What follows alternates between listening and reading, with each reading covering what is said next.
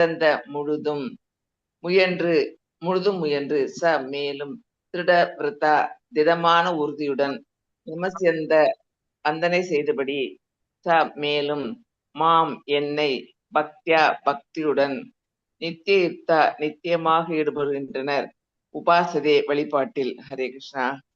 எப்போதும் எனது புகழை கீர்த்தனம் செய்து கொண்டு திடமான உறுதியுடன் முயன்று கொண்டு எனக்கு வந்தனை செய்தபடி இந்த மகாத்மாக்கள் பக்தியுடன் நித்தியமாக என்னை வழிபடுகின்றனர். ஹரே கிருஷ்ணா.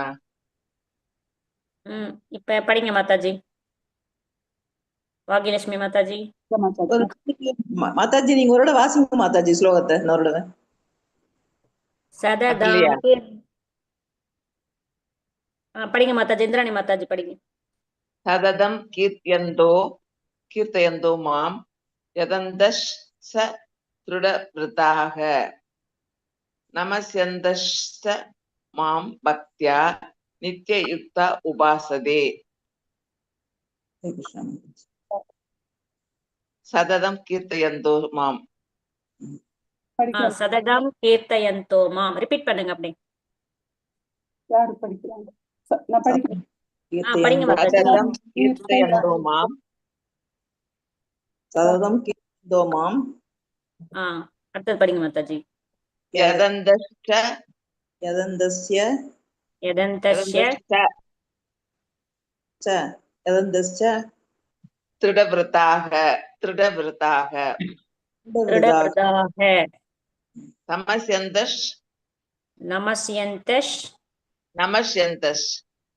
நமஸ்யந்தஷ்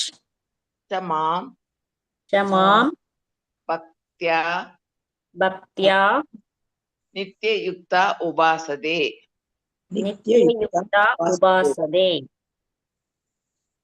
சததம் இதயந்தோ மாம்.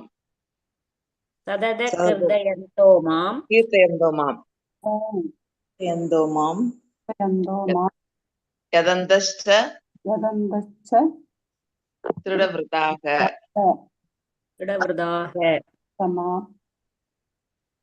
நமஸ்யந்தஸ்ச மாம் பக்தியா நித்யயுக்தா உபாசதே. ஹரே கிருஷ்ணா மாதாஜி. ஹரே கிருஷ்ணா மாதாஜி. வேற யாராவது படிக்கிறீங்களா?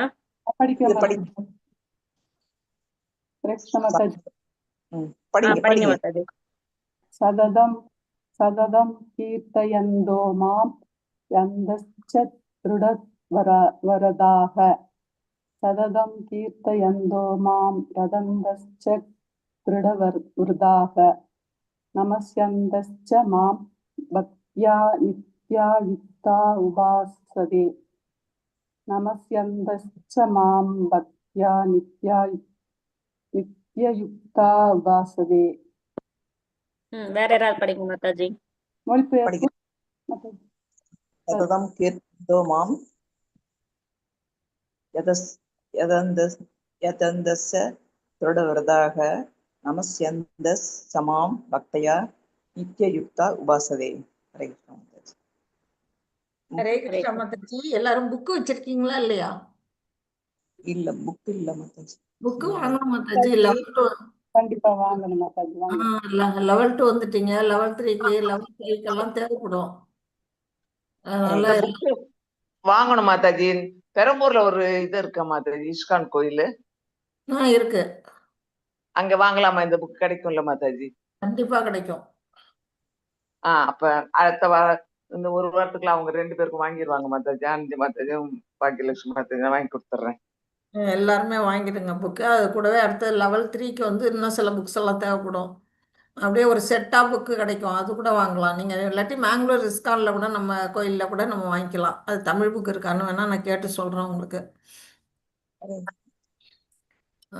இது பாகவதம் கூட வாங்கணும் மாதாஜி. ஸ்ரீமத் பாகவதம் எந்த புக்? ஒரு புக் வாங்கினா போதுமா மாதாஜி? இப்போதைக்கு வேணா ஒரு புக் வாங்கலாம்னா எல்லாமே கண்டினியூவா படிக்கணும்னா மற்ற வருஷம் தான் வாங்கி ஆகணும். ஒரு செட்டா வாங்கினீங்கன்னா 7000 வருதுன்னு நினைக்கிறேன். பாகவதம், ஸ்ரீமத் பாகவதம் அப்படியே வாங்கிட்டீங்கன்னா 18 புஸ்தகம் வரும். 12 கேட்டா 18 புஸ்தகம். சரி மாதாஜி, நான் வாங்கிடுறேன் மாதாஜி. அவங்களுக்கு வாங்கி கொடுத்தேன். ம். அது புக்கை வாங்கி வச்சுட்டீங்கன்னா ஈஸியாக இருக்கும். இப்போ ஸ்க்ரீன் ஷேர் பண்ணணும்னு அவசியமே இல்லை. நீங்கள் புக்கை வச்சுட்டு அழகாக படிக்கலாம். ஆமா, அதான் ஈஸி. ம். அதுதான். Okay okay Mataji. ஜெபம் பண்ணீங்களா? இல்லையா மாதாஜி? ஆ நேராக ஸ்லோகம் படிக்க வந்துட்டீங்களா? ஆ, ஜெபம் பண்ணணும் மாதாஜி. ஆனால் இதில் வந்து சேர்ந்தோன்னே இந்த கிளாஸில் வந்து சேர்ந்த உடனே ஃபஸ்ட்டு ஜெபம் பண்ணிடுங்க. அப்புறமேல நீங்கள் இது வேணா படிங்க. ஜெபம் ஹரே கிருஷ்ணா தானே மாதாஜி? ஆ அதான் அதான் பண்ணிட்டோம் மாதாஜி. பண்ணீங்களா? வர முன்னாடியே சொல்லிட்டு தான் வந்தோம். இல்லை இல்லை, இந்த குரூப்பில் சேர்ந்து செய்யுங்கன்னு சொல்கிறேன். ஓ, ஓகே. நீங்கள் வர்றதுக்கு முன்னாடி உங்கள் வீட்டில் செஞ்சுருப்பீங்க இல்லைங்களா? எல்லாருமே செஞ்சுருப்பாங்க. குரூப்பில் ஜாயின் ஆ, பண்ணி செய்கிறது ஒரு நல்லது. குரூப்பாக செய்யும்போது அதுக்கு ஒரு பவர். அதுக்கு தான் சொன்னேன். ஒரு மாலை சொல்லணுமா மாதாஜி? இப்போ டைம் ஆயிடுச்சு மாதாஜி. 7 ஆயிட்டுல கிளாஸ் ஆரம்பிக்கணும். நீங்கள் முன்னாடியே ஆரம்பிச்சு செஞ்சிடணும். நமக்கு கொடுத்துருக்க டைமே 1 மணி நேரம் தான். அதுக்குள்ளே இந்த சாப்டர் இன்னைக்கு நான் முடிச்சாகணும்ல. ஓகேவா? கிளாஸ் முடிச்சிட்டு கூட எல்லாரும் வேணா ஒரு தடவை பண்ணிக்கலாம் மாதாஜி. இருந்து தாராளமாக பண்ணலாம். ஓகே மாதாஜி. கிளாஸ் அப்பனா முடிச்சு எல்லாரும் வந்துருவாங்க அப்போ. ஆமா, அது ஆமாம் எல்லாமே சேர்ந்து செய்யலாம். அது கரெக்ட் மாதாஜி. எல்லாரும் இருந்து நீங்கள் வந்து குரு அஷ்டகம் படிக்கலாம், துளசி ஆரத்தி படிக்கலாம், ஜபம் பண்ணலாம், எல்லாமே நீங்கள் வந்து பண்ணலாம். அது கொஞ்சம் நீங்கள் இருந்து செஞ்சுட்டு இருக்கலாம். ஓகேவா? ஓகே மாதாஜி. ஓகே மாதாஜி. இப்போ நம்ம கிளாஸ்க்குள்ளே போயிடலாம். நம்ம பிரணதி நான் சொல்லிடுறேன். ஓம் நமோ பகவதே வாசுதேவாய. ஓம் நமோ பகவதே வாசுதேவாய. ஓம் நமோ பகவதே வாசுதேவாய. ஓம் அஞ்ஞானதிமிராந்தஸ்ய ஞானாஞ்சனशलाकया चक्षुरुन्मीलितं येन तस्मै श्रीगुरवे नमः. श्रीचैतन्यमनोभीष्टं स्थापितं येन भूतले स्वयं रूपा कदा मह्यं ददाति स्वपदान्तिकं. हे कृष्णा करुणा सिन्धु दीनबन्धो जगत्पदे गोपेशा गोपिका कान्ता राधा कान्ता नमोऽस्तुते. तप्तकाञ्चन गौराङ्गी राधे वृन्दावनेश्वरी वृषभानुसुते देवी प्रणमामि हरिप्रिये. वाञ्छाकल्पतरुभ्यश्च कृपासिन्धुभ्य एव च पतितानां पावनेभ्यो वैष्णवेभ्यो नमो नमः. नमो विष्णुपादाय कृष्णप्रेष्ठाय भूतले श्रीमते भक्तिवेदान्तस्वामिन्निधि नामिने. नमस्ते सरस्वती देवे गौरवाणी प्रचारिणे निर्विशेष शून्यवादे वशत्यात्यशतारिणे. जय श्री कृष्ण चैतन्य प्रभो नित्यानंद श्री अद्वैत गदाधर श्रीवासादि गौर भक्त वृंदा. हरे कृष्णा हरे कृष्णा कृष्णा कृष्ण कृष्ण कृष्ण हरे हरे हरे हरे हरे राम हरे राम हरे राम हरे राम राम राम राम राम हरे हरे हरे. हरे हरे कृष्णा हरे कृष्ण कृष्ण हरे कृष्ण कृष्ण कृष्ण कृष्ण कृष्ण हरे हरे हरे. हरे हरे राम हरे राम राम राम राम हरे हरे हरे. हरे. ஹரே கிருஷ்ணா. ஹரே கிருஷ்ணா. எல்லாருக்கும் ஹரே கிருஷ்ணா, மாலை வணக்கம். நம்ம வந்து 9வது சாப்டர்ல நேற்று ஒரு பாதி அளவு பார்த்துருந்தோம். இன்னைக்கு மீதியை கண்டினியூ பண்ணலாம். இதுவரையிலும் தானே பார்த்தோம். ஆமா மாதாஜி. ஸ்ரீ கிருஷ்ணா. ஹரே ஹரே கிருஷ்ணா. ஹரே கிருஷ்ணா பிரபு. என்ன பார்த்தோம் பிரபு, கொஞ்சம் சொல்லுவீங்களா? ஆமா மாதாஜி, நம்ம வந்து நேற்று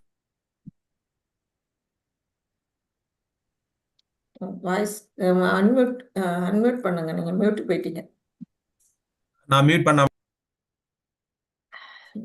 அன்மியூட் பண்ணாமலே பேசிட்டு இருக்கேன் மாதாஜி. பேசுங்க, இப்ப பேசுங்க. நமஸ்தே மாதாஜி. நமஸ்தே. நேற்று வந்து நம்ம ராஜ வித்ய ராஜகுஹ்ய யோகம் அப்படிங்கறத பத்தி 9வது அத்தியாயத்தை பத்தி படிக்க ஆரம்பிச்சோம் மாதாஜி. அதுல வந்து உன்னதமான ரகசிய ஞானம் அப்படிங்கறது தான் அதோடைய அர்த்தம் அப்படிங்கறத பார்த்தோம்.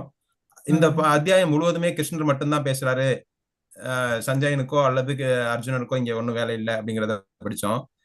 இதுல வந்து கிருஷ்ணன் வந்து அர்ஜுனன்ட்ட சொல்றாரு, மிக உயர்ந்த மற்றும் ரகசியமான ஞானத்தை கூறப்போவதாக அறிவிக்கிறார். இது வந்து ராஜவித்ய ராஜகுஹ்யம் அப்படிங்கிறது வந்து ரகசியங்களில் உயர்ந்தது, அறிவுகளின் அரசனாக இருக்கக்கூடியது அப்படிங்கறத பத்தி சொல்றாரு. இது தூய நேரடி அனுபவத்தால் உணரக்கூடியது அப்படின்னு சொல்றாரு. அடுத்து வந்து இந்த தர்மத்தில் நம்பிக்கை இல்லாதவர்கள் பிறப்பு மன சுழற்சியிலிருந்து விடுபட மாட்டார்கள் அப்படின்னு சொல்றாரு. இதுக்கு வந்து ஸ்ரத்தா ரொம்ப அவசியம் அப்படிங்கிற விஷயத்தை பத்தி யோசிச்சோம். உலகம் முழுவதும் கிருஷ்ணரால் நிரம்பியுள்ளது, அனைத்து ஜீவராசிகளிலும் அவர்கள் தங்கி இருக்கின்றனர் அப்படிங்கிறத பார்த்தோம். ஆனால் அவர் அவற்றால் கட்டுப்பட்டவர் அல்ல அப்படிங்கிறதையும் பார்த்தோம். அவர் வந்து உள்ளுக்குள்ளேயும் வெளியிலையும் இருப்பாரு, பிரபஞ்சத்தால் கட்டுப்படாதவர் அப்படிங்கறத பத்தி படிச்சோம். சிருஷ்டி காலத்துல வந்து ஜீவர்கள் வெளிப்படுகிறார்கள், பிரளயத்தில் மீண்டும் அவர் ஒடுங்குகிறார்கள். அவை அனைத்தும் அவரது பிரகிருதியின் மூலம் நடைபெறுகிறது. ஆனால் அவர் கர்மா பந்தத்தால் பாதிக்கப்படுவதில்லை. கிருஷ்ணர் வந்து கர்ம பந்தத்தால் பாதிக்கப்படுவதில்லை அப்படிங்கறத பத்தி படிச்சோம். அறிவில்லாதவர்கள் கிருஷ்ணனை சாதாரண மனிதன் என நினைக்கிறார்கள். அவரின் பரம தெய்வீக இயல்பை அறியாததால் அவர்களின் முயற்சிகள் வீணாகின்றன. கிருஷ்ணர் வந்து அவதாரம் எடுத்தாலும் அவர் வந்து மனிதர் கிடையாது அப்படிங்கறத பத்தி படிச்சோம். தெய்வீக சுபாவம் உள்ள மனிதர்கள் கிருஷ்ணனை பரம்பொருளாக அறிந்து எப்போதும் பக்தியோட வழிபடுகிறார்கள். அவர்கள் இடையராது கீர்த்தனம் செய்கிறார்கள், பணிவுடன் நமஸ்கரிக்கிறார்கள், உறுதியுடன் பக்தி செய்கிறார்கள். தூய பக்தி அப்படிங்கிறது என்னது அப்படின்னாக்க இடையராது நினைவு பிளஸ் சேவை. இதுதான் வந்து தூய பக்தி அப்படிங்கிறத படிச்சோம். அதை அடுத்து 15வது ஸ்லோகத்துக்கு வந்தோம். அதுல என்ன படிச்சோம்னாக்க சிலர் ஞான யோகமாக வழிபடுகிறார்கள். சிலர் வந்து பரம்பொருளை வந்து ஒரே பொருள் ஒருத்தர் மட்டும்தான் அப்படின்னு நினைச்சு வழிபடுறாங்க. சிலர் வந்து பல வடிவங்கள்ல பாக்குறாங்க. ஆனா அனைத்தின் உச்சபட்சம் வந்து பக்தி தான். பக்தி பண்றதுனால மட்டும்தான் இறைவனை வழிபட முடியும் அப்படின்னு படிச்சோம். மொத்தத்துல வந்து கிருஷ்ணர் தான் பரம்பொருள், உலகம் அவரால் தான் நிரம்பி இருக்கிறது. ஆனால் அவர் அதனால் கட்டுப்பட்டவர் அல்ல. அவரை சரணடைந்து பக்தியுடன் செவிப்பதே உயர்ந்த அறிவும் எளிய வழியும் அப்படிங்கறதான் நம்ம நேற்று படிச்சதோட சாராம்சம். அதாச்சு. ஹரிபோல் ஹரிபோல், நல்லா சொன்னீங்க பிரபு. இது மாதிரி எல்லாருக்கும் சொல்லணும். இங்க படிக்கிறவங்க எல்லாருமே இத மாதிரி பிரபு சொன்ன மாதிரியே எல்லாரும் வந்து என்ன படிச்சோம் நேத்தி அப்படிங்கறத கிரகிச்சு மறுநாள் வந்து சொன்னீங்கன்னா நீங்க எந்த அளவுக்கு புரிஞ்சுக்கிட்டு இருக்கீங்க அப்படிங்கிறது எங்களுக்கு வந்து கொஞ்சம் தெரிய வரும். நம்ம சொல்றதுல பயன் இருக்கா அப்படிங்கறது நாங்க புரிஞ்சுக்கோம். அதுதான் நல்லா அழகா சொன்னார் பிரபு. நேற்று இந்த 15வது ஸ்லோகத்துல வந்து கொஞ்சம் நான் வந்து லைட்டா சொல்லிட்டு போயிட்டேன். அது இன்னும் கொஞ்சம் சொல்லிடலாம் அப்படிங்கிறதுக்கு தான் நான் இப்போ இதை எடுத்து வச்சிருக்கேன். இப்போ என்ன பார்த்தோம் அப்படின்னா, இந்த ஞானயாகம்னா என்ன? ஞானத்தின் மூலமாக நம்ம வந்து பகவானை பற்றி தெரிஞ்சுக்கிறதுல ஞானயோகம் மூலமா வந்து என்ன செய்யறாங்கன்னா, பகவானை வந்து எந்தெந்த வழிகளில் ஈடுபடுறாங்க, அவர் எப்படியெல்லாம் வழிபடுறாங்க அப்படின்னா 3 விதமான மக்கள் இருக்காங்க இதுல. ஒருத்தவங்க வந்து என்ன செய்யறாங்க, பரமபுருஷரை தன்னிகரற்றவராகவும், இன்னொருத்தர் பலரில் வேறுபட்டவராகவும், இன்னொருத்தர் விஸ்வரூபத்திலும். அப்படின்னா தன்னிகரற்றவர்னா நம்ம இந்த இதுல ஸ்லைட்ல பார்த்தா தெரியும் உங்களுக்கு.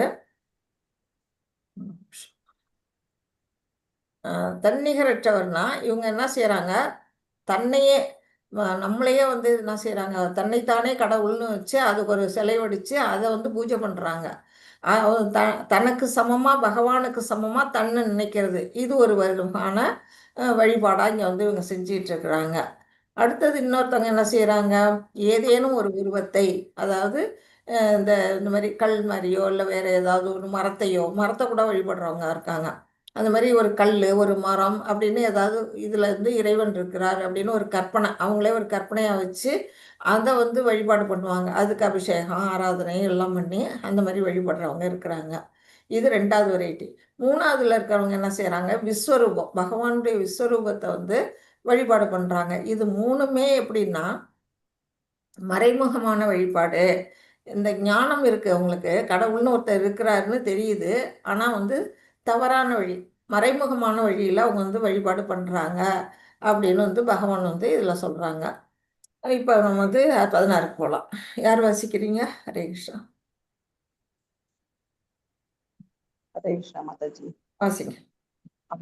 சடங்கும் நானே, யாகமும் நானே, முன்னோருக்கு படைக்கப்படும் பொருளும் நானே, நோய் தீர்க்கும் மூலிகையும் நானே, தெய்வீகமான மந்திரமும் நானே, நானே நெய், நானே அக்னி, நானே படைக்கப்படும் பொருள். ஹரே கிருஷ்ணா.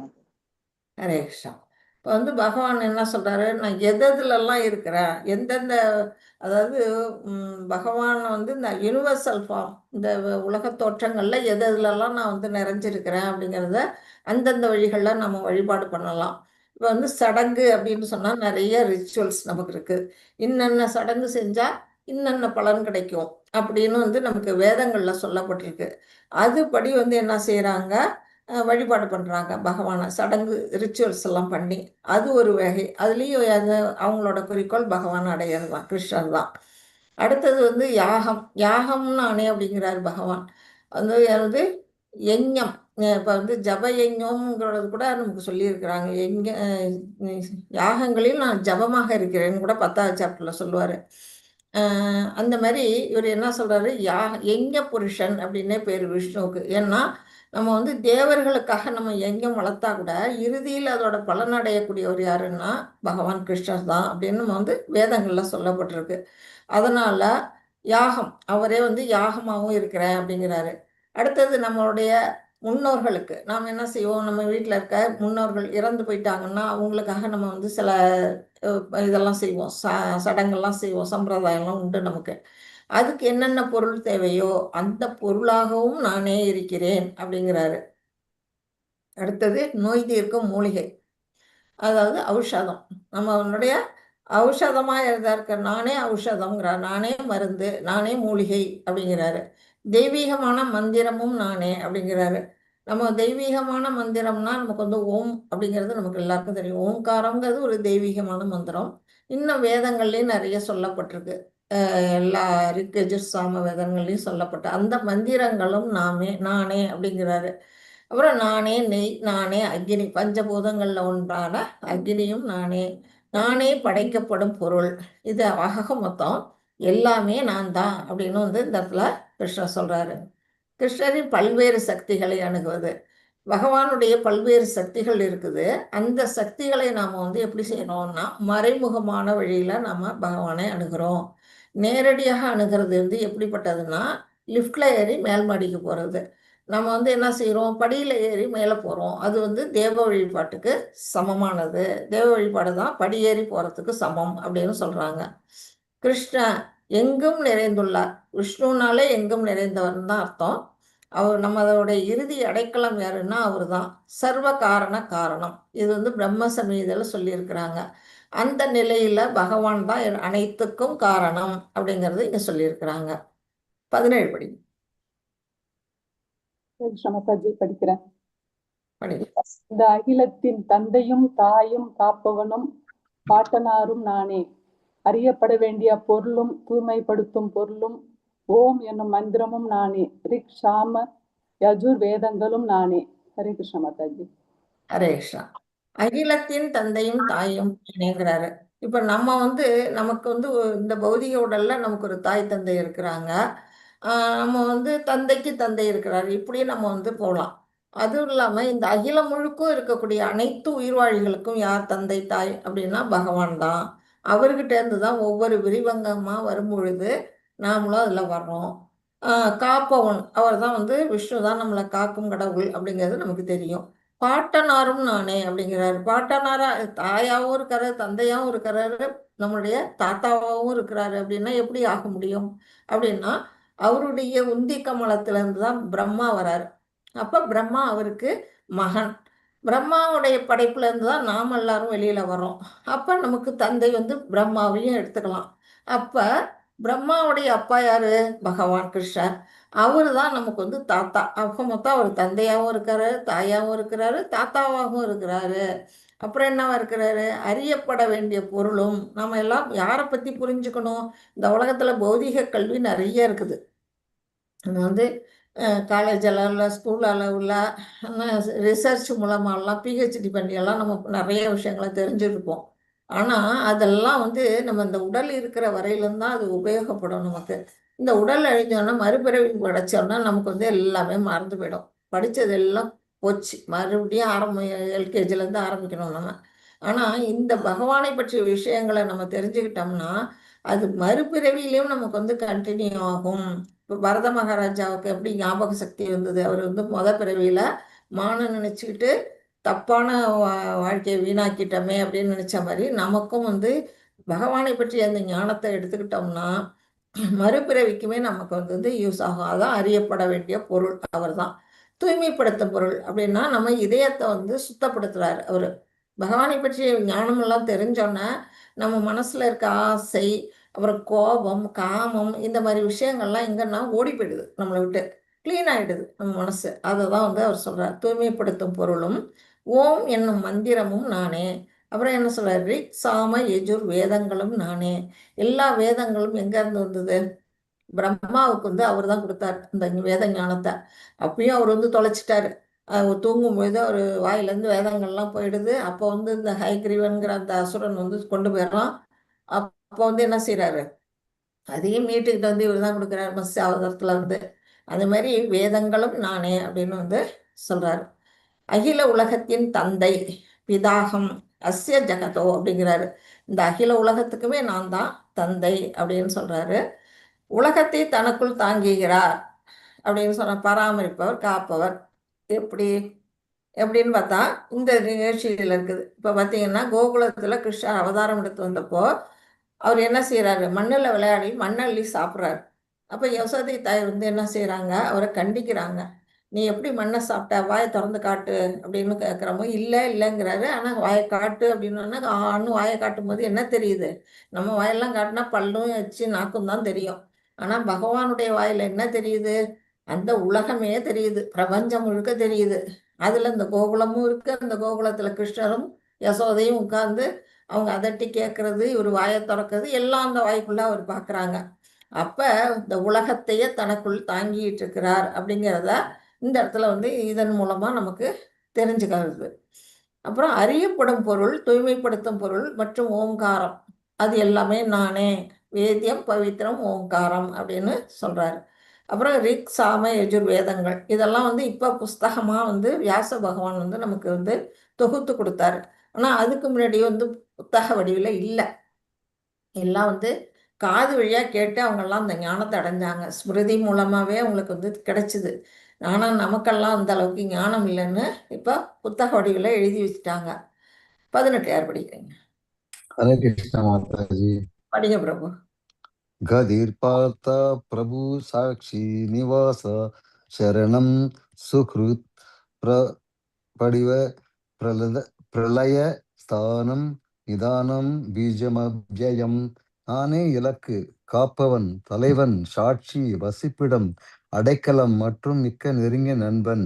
நானே படைப்பு, அழிவு எல்லாவற்றின் ஆதாரம், தங்குமிடம் மற்றும் நித்தியமான விதையும் ஆவேன். ஹரே கிருஷ்ண மாதாஜி.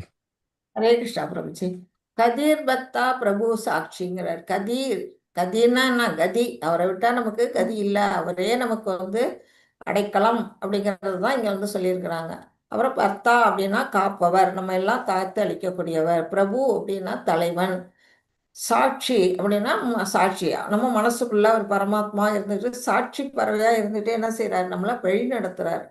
அடுத்தது வசிப்பிடம், நிதானம்னா வசிப்பிடம், அடைக்கலம். அவர் தான் நமக்கு வந்து அடைக்கலம். மற்றும் மிக நெருங்கிய நண்பன், சுக்ருதம் சர்வபூதானாம் அப்படின்னு சொல்றாரு. எல்லா உயிர்வாழிகளுக்கும் நானே உற்ற நண்பனாக இருக்கிறேன் அப்படின்னு வந்து இதில் 5வது சாப்டரா அதில் சொல்லுவார். 5வது சாப்டர் லாஸ்ட் ஸ்லோகத்தில் நானே படைப்பு, அழிவு எல்லாவற்றின் ஆதாரம். படைக்கிறது யாரு, பிரம்மதேவன். அழிக்கிறது வந்து யாரு, சிவபெருமான். அப்புறம் ஆதாரமாக இருக்கிறது யாரு, விஷ்ணு பகவான். இப்போ எல்லாமே வந்து நான் தான் அப்படிங்கிறாரு. அவருடைய அங்கத்திலேருந்து வெளிவந்தவர்கள் தான் அனைவரும் அப்படின்னு சொல்கிறாரு. அப்புறம் தங்குமிடம், அவர் தான் நமக்கு தங்குமிடம். இது நம்ம வந்து என்ன வீடு, நம்ம வந்து டெம்பரரியாக இந்த உலகத்துக்கு வந்திருக்கிறோம். நாம் வந்து என்ன செய்யணும், பர்மனண்ட்டாக போகணும். நம்மளுடைய இடம் எது அப்படின்னா பகவானுடைய இருப்பிடம். அதை வந்து நம்ம புரிஞ்சுக்கணும். ஒரு இடத்துக்கு போகிறோம், வெளியூருக்கு போகிறோம், ஒரு ஹோட்டலில் தங்குறோம், அப்புறம் அதை காலி பண்ணிட்டு வந்துடுவோம். அங்கேயே நம்மளுடைய இருக்க மாட்டோம். அது மாதிரி தான் நம்ம இந்த உலகத்துக்கு வந்திருக்கிறோம். இந்த இடத்த விட்டு நம்ம சொந்த இடமான அந்த விருந்தாவனம் போகணும் அப்படிங்கிறது இங்கே சொல்லப்பட்டிருக்கு. மற்றும் நித்தியமான விதையும் நாவேன். அவரே வந்து பீஜம், அந்த அதாவது இந்த எல்லா உயிர்வாழிகளுக்கும் ஆதாரம் அவர் தான் அப்படின்னு சொல்றாரு. இலக்கு, காப்பவன், தலைவன் மற்றும் சாட்சி, அதான் இதில் சொல்லியிருக்காங்க. கதீர் பர்த்தா பிரபு சாட்சி அப்படின்னு.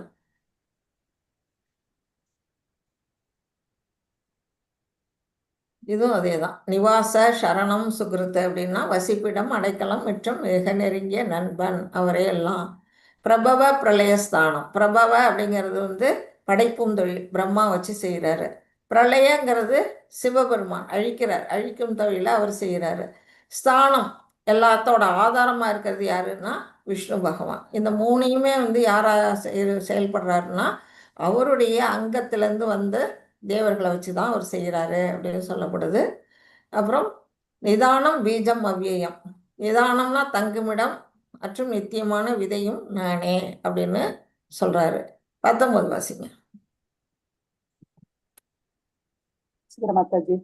அர்ஜுனா, நானே வெப்பத்தை கொடுப்பவன், மழையை தடுப்பவனும் கொடுப்பவனும் நானே, நித்தியமும் நானே, மரண உருவமும் நானே, ஜடம் சேதனம் இரண்டும் என்னில் உள்ளன. ஹரே கிருஷ்ண மாதாஜி.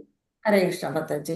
அதாவது வெப்பம்னா நமக்கு வந்து மின்சாரத்தினால வெளிச்சம் கிடைக்குது, வெப்பமும் கிடைக்குது. நம்ம வந்து ஹீட்டர்லாம் போட்டோம்னா வெப்பமும் கிடைக்குது. சூரியன்லேருந்து நமக்கு வந்து வெப்ப சக்தி வருது, வெளிச்சம் வருது. அது யார் கொடுக்குறா? பகவான் தான். பகவானுடைய 2 கண்களில் ஒன்று தான் சூரியன். அவர்கிட்ட இருந்து நம்ம வெளிச்சம் கிடைக்குது, வெப்பம் கிடைக்குது. இல்லைன்னா நமக்கு பகல் நேரத்தில் கூட நமக்கு கண்ணு தெரியாது, அந்த சூரியன் இல்லைன்னா. அந்த நிலையில தான் நாம் இருப்போம். அப்புறம் மழையை தடுக்கிறாருன்னா எப்போ? கோடை காலத்தில் வரக்கூடிய மழையை அவர் தடுத்து நிறுத்துறாரு. அதே சமயத்தில் மழை காலத்தில் மழை தேவைப்படும் போது அந்த மழையை வர்ஷிக்கிறவரும் அவரே அப்படின்னு தெரிஞ்சுக்கணும். நித்தியமும் நானே, மரணமும் நானே.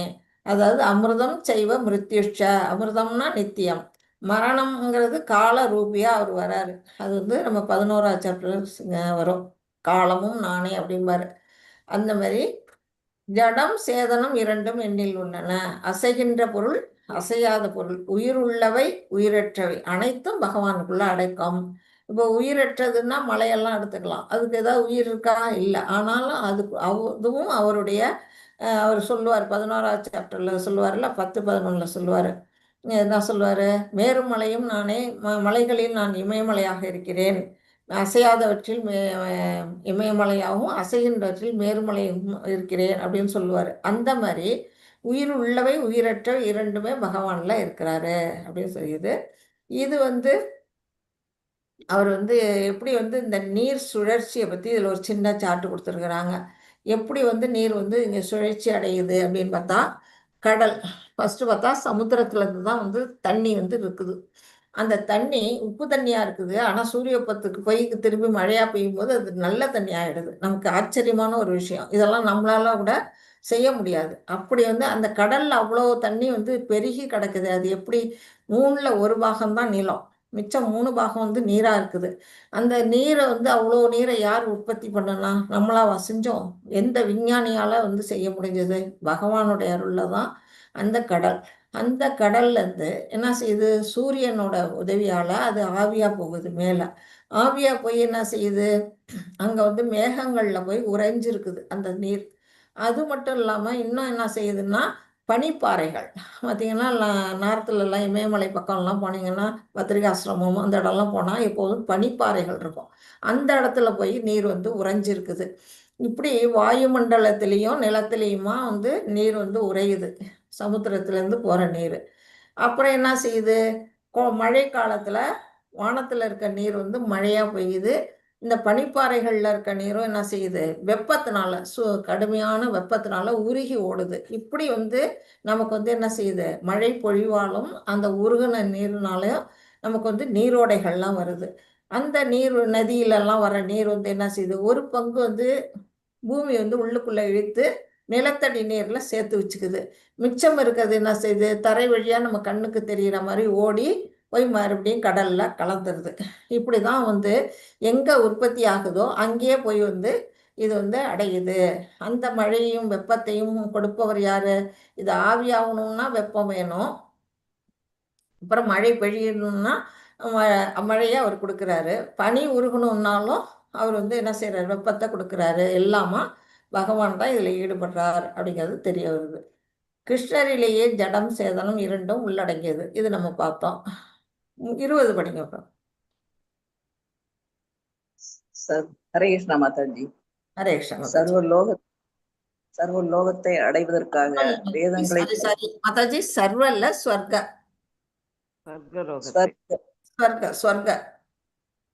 லோகத்தை அடைவதற்காக வேதங்களை சோம் ரசத்தை அருந்துபவர்கள் என்னை மறைமுகமாக வழிபடுகின்றனர். இதன் மூலமாக அவர்கள் பாவ விளைவுகளிலிருந்து தூய்மையடைந்து புண்ணியமான இந்திரலோகத்தில் பிறவி எடுத்து அங்கே தேவ சுகங்களை அனுபவிக்கின்றனர். ஹரே கிருஷ்ணா. ஹரே கிருஷ்ணா மாதாஜி. திரைவித்யா மாம் சோம பா அப்படின்னு மேல ஒரு லைன் இருக்கு. திரைவித்யா அப்படின்னா நம்மளுடைய வேதங்கள் வந்து 4 வகை நமக்கு தெரியும். ரிக், யஜுர், சாம, அதர்வன. அந்த அதர்வன வேதத்தை விட்டுட்டு சில பேர் என்ன செய்வாங்கன்னா ரிக், யஜுர், சாமம் இந்த 3 வேதங்களை மட்டும் படிப்பாங்க. அது எதுக்காக படிக்கிறாங்க அப்படின்னு கேட்டா, அவங்க வந்து சொர்க்கலோகத்துக்கு அடையணும் அப்படிங்கிற அந்த நோக்கத்துல அது வந்து வேதங்களை படிச்சு அதோட புண்ணியங்களை சேர்க்கிறாங்களாம். அவங்களுக்கு பேரே திரிவேதி அப்படின்னு சொல்றாங்க. 3 வேதங்களை படிச்சவங்க திரிவேதி அப்படின்னு சொல்லப்படுது. அந்த திரிவேதிகள் என்ன செய்யறாங்க, சொர்க்கத்துக்கு போய் அங்க சோமரசம், சுராபானம் அதெல்லாம் அருந்தணும். அங்க வந்து நடன மங்கையர்களோட உல்லாசமா இருக்கணும். காமதேனு கற்ப விஷயத்துக்கிட்ட இருந்து வேண்டியதை பெறணும் அப்படின்னு ஒரு அங்க போய் என்ன செய்யறாங்க, சந்தோஷம், அதாவது புலன்களை சந்தோஷப்படுத்தணும் முக்கியமா. அப்படி வந்து சில பேர் என்ன செய்யறாங்க, வேதங்களை கற்கிறாங்க. அது எப்படின்னா பகவான் என்ன சொல்றாரு, அது வந்து என்னை மறைமுகமாக வழிபாடு செய்யறாங்க அப்படின்னு சொல்றாரு. அது மூலமா அவங்களுக்கு என்ன கிடைக்குதுன்னா, இவங்க வந்து வேதங்களை படிக்கிறதுனால புண்ணியம் கிடைக்குது. அந்த புண்ணியங்கள்னால என்ன ஆகுதுன்னா அவங்களோட பாவங்கள்லாம் விலகுது. அந்த பாவங்கள் விலகிறதுனால அவங்க புண்ணியமான அந்த இந்திரலோகமோ வேற மகலோகம், தவர்லோகம், ஜனோலோகம் அப்படின்னு மற்ற லோகங்கள்ல போய் என்ன செய்யறாங்க, அங்க பிறவி எடுத்து தேவ சுகங்களை அனுபவிக்கின்றனர். ஆனாலும் அது தவறான வழிபாடு அப்படிங்கிறாரு. நித்தியமும் மரண உருவமும் நானே அமிர்தம் செய்வ மிருத்யுச்சம். இது எதோ மாறி வந்திருக்கு. அதாவது இந்த வேதங்களை படிக்கிறவங்க என்ன செய்யறாங்க, வேதங்களை பயின்று சோமரசத்தை அருந்துபவர்கள் பாவ விளைவுகளிலிருந்து தூய்மை அடைந்து உயர்ந்த லோகங்களை அடைகிறார்கள். ஏன்னா அவங்க புண்ணிய செயல்களில் ஈடுபட்டதுனால அப்படின்னு நம்ம பார்த்தோம். 21 படி. ஹரே கிருஷ்ணா. படிக்கும். சர்க்கலோக பரந்த சுகத்தை அனுபவித்துவிட்டு தங்களது புண்ணியங்களின் பலன்களை தீர்ந்தவுடன் அவர்கள் மீண்டும் இந்த மரண உலகில் வீழ்கின்றனர். இவ்வாறாக புலனின்பத்திற்காக வேத தர்மத்தை கடைபிடிப்பவர்கள் பிறப்பு இறப்பினையே அடைகின்றனர். இப்ப வந்து என்ன சொல்றாங்க, இவ்வளவு தூரம் வேதங்கள் எல்லாம் படிச்சு புண்ணிய லோகத்துக்கு போய் அங்க வந்து அங்க எவ்வளவு பல்லாயிரக்கணக்கான ஆண்டுகள் வந்து அந்த சுகங்களை அனுபவிக்கிறாங்க. இந்த பூமியில விட அங்க பல ஆயிரம் மடங்கு சுகம் இருக்கு அப்படிங்கிறது தெரியுது. அதை அனுபவிச்சுட்டு அந்த புண்ணியத்தோட பலன்லாம் தீர்ந்த உடனே அவங்க மறுபடியும் என்ன செய்யறாங்க, மிருத்தியலோகம்னு சொல்லப்படக்கூடிய இந்த மரண உலகத்துல வந்து வீழ்ச்சி அடைகிறார்கள். மறுபடியும் இந்த உலகத்துல வந்து பிறவி எடுக்கிறாங்க. அந்த மாதிரி புலனின்பத்திற்காக வேத தர்மத்தை கடைபிடிப்பவர்கள் பிறப்பு இறப்பினையே அடைகின்றார்கள். அவங்களோட நோக்கம் எல்லாம் எதுல இருக்குன்னா புலன்களை திருப்திப்படுத்துறதுல இருக்கு. பகவானை அடையணுங்கிற அந்த நோக்கம் இருந்ததுன்னா அவங்க திரும்ப இந்த உலகத்துக்கு வரமாட்டாங்க. திரும்ப இந்த உலகத்துக்கு வராங்கன்னா அவங்க புலனின்பத்துக்காக அந்த வேதங்களை படிக்கிறாங்க. அதுக்காக அந்த வேத தர்மங்களை அவங்க கடைபிடிக்கிறாங்க. இப்படி வந்து என்ன ராட்டினம் போல அவங்களுடைய பிறப்பிறப்பு சக்கரம் வந்து சுத்திக்கிட்டு இருக்கு அப்படின்னு இதுல சொல்றாங்க. திரும்பவும் ஆரம்பத்துல இருந்து மறுபடியும் முதல்ல இருந்து அவங்க தொடங்கணும். படிக்கிறோம்னா இந்த உலகத்துல பெரிய கல்வியெல்லாம் கற்று வச்சிருப்போம். நம்ம IAS, IPS, விஞ்ஞானி எல்லாம் இருப்பாங்க. ஆனா என்ன செய்வாங்க, இந்த உலகத்துல இருந்து இறந்த பிற்பாடு மறுபடியும் வந்து LKGல இருந்து தான் படிச்சாகணும். போன பிறவியில நான் பெரிய சயின்டிஸ்டா இருந்தேன்னு சொல்லிட்டு இந்த பிறவியில ஒன்றும் சாதிக்க முடியாது. என்ன செய்யணும், மறுபடியும் படிக்கணும். அதே மாதிரிதான் அந்த புண்ணியம் எல்லாம் தீர்ந்து கீழே வர்றாங்களே இந்த திரிவேதிகள், அவங்க மறுபடியும் என்ன செய்யறாங்க, மறுபடியும் புதுசா தொடங்கணும். குழந்தை பருவத்துல இருந்து வந்து மறுபடியும் வேதங்களை அவங்க கற்க ஆரம்பிக்கணும் அப்படின்னு சொல்லப்படுது. 22 படிக்கும். நான் படிக்கிறேன் மாதாஜி. அனன்யா சிந்தயந்தோ மாம் ஏ ஜனாக பர்யுபாசதே தேஷாம் நித்யாபியுக்தானாம் யோகக்ஷேமம் வகாமியகம். ஆனால் எனது திவ்ய ரூபத்தின் மீது தியானம் செய்து கொண்டு களங்கமற்ற அனன்ய பக்தியுடன் என்னை நித்தியமாக வழிபடுபவர்களுக்கோ அவர்களுக்கு வேண்டியவற்றை கொடுத்தும் அவர்களிடம் இருப்பவற்றை காத்தும் நான் பாலிக்கிறேன். ஹரே கிருஷ்ண மாதாஜி. ஹரே கிருஷ்ண மாதாஜி. இப்ப வந்து இந்த மாதிரி பலன் கருதி செயல்படுறவங்க, பலனுக்காக வேதங்களை படிக்கிறவங்களோட நிலை அப்படின்னா பகவானுக்கு தொண்டு செய்யக்கூடியவங்க, பகவானுடைய அந்த ரூபத்தின் மேல தியானம் செய்து பகவானுக்கு களங்கமற்ற பக்தியை செய்யக்கூடியவர்கள், நித்தியமாக பகவானை வழிபடுகிறவங்களுடைய நிலை எப்படி அப்படின்னா அவங்க வந்து தனக்காக எதுவுமே இந்த உலகத்துல சேர்த்து வைக்க வேண்டாம். பொண்ணு பொருள் நம்ம குடும்பத்தை பாதுகாக்கணுமே அப்படின்னு எல்லாம் கவலையப்பட வேணாம். மரம் வைத்தவன் நீர் விடுவான் அப்படின்னு நமக்கு தெரியும். அந்த மாதிரி அவர் என்ன செய்யறாரு, அவங்களுக்கு என்ன தேவையோ அதை பகவானே கொடுக்குறாரு. அவங்கள்ட்ட என்ன இருக்கோ அதை அவரே வந்து பாதுகாத்து கொடுக்குறாரு அப்படின்னு வந்து இதுல சொல்றாரு பகவான். அப்போ வந்து குச்சேலர் வந்து என்ன செஞ்சாரு, ஒண்ணுமே இல்லை அவர்கிட்ட, பயங்கர வறுமையில இருக்கிறாரு. அவர் கேட்கவே இல்லை. அவர் என்ன செய்யறாரு, அவரை பார்க்க தான் போறாரு. அதை கூட அவருக்கு வந்து அவள் கொடுக்க மனசே இல்லை. ஏன்னா அவ்வளவு பெரிய செல்வந்தனா இருக்கக்கூடிய, ஐஸ்வர்யத்தோட இருக்கக்கூடிய கிருஷ்ணருக்கு போய் சாதாரண இந்த அவளை எப்படி கொடுக்கறது அப்படின்னு மறைச்சு வச்சிருப்பாரு. அதையும் அவர் என்ன பண்ணுவாரு, பிடுங்கி சாப்பிடுவாரு. சாப்பிட்டு அந்த ஒரு பிடி அவளுக்கே வந்து என்ன செய்யறாரு, அவர் பெரிய செல்வந்தனா ஆக்குறாரு. அவர் கேட்கவே இல்லை. கேட்காம இருந்தாலே பகவான் வந்து அப்படி வாரி வாரி வழங்குறாரு அப்படிங்கறதுதான். கொடுக்குறாரு. அப்புறம் இருக்கிறதெல்லாம் காத்தும் அளிக்கிறார் அப்படின்னு சொல்றாங்க. பக்தர்களுக்கு கிருஷ்ணரின் பரிபூரண பாதுகாப்பு எப்போதுமே நிறைஞ்சிருக்கு அப்படின்னு சொல்றாங்க. எப்போதும் கிருஷ்ணரையே வணங்குவார்கள் அவர்கள். பரியுபாசதே. அப்புறம் எப்போதும் பிரத்யேகமான பக்தியில் நிலை பெற்றிருத்தல். நித்யாபி யுக்தானாம் அப்படின்னா எப்போதும் பக்தியில நிலை பெற்றிருக்கு. சிந்தையந்தோ அப்படின்னா கிருஷ்ணரையே தியானித்து கொண்டிருத்தல். கிருஷ்ணருடைய சங்கத்தை விரும்பி இருக்கக்கூடியவங்க. பகவான் தானே அவர்களிடம் இல்லாததை தருகிறார், அவர்களிடம் உள்ளதை காப்பாற்றுகிறார். அப்ப சுக்ருதம் சர்வபூதானாம் அப்படிங்கிறது அதுல பொருந்தது. என்னுடைய கருணைமயமான பகவான் என்னிடம் இல்லாததை தந்து இருப்பதை காக்கிறார். பக்தர்கள்லாம் அப்படிதான், அந்த நிலையில தான் பகவான் பொறுப்புல விட்டுடுறாங்க. நம்மளுடைய வாழ்க்கையை அவர் பார்த்துக்கிட்டோம், நாம வந்து எதுவும் முயற்சி எடுக்க வேண்டியில்லை, நாம வந்து அவருக்கு தொண்டு செஞ்சா போதும் அப்படிங்கிற நிலையில தான் பக்தர்கள்லாம் இருக்கிறாங்க அப்படிங்கிறது தெரிய வருது. 23 படி. ஹரே கிருஷ்ண மாதாஜி.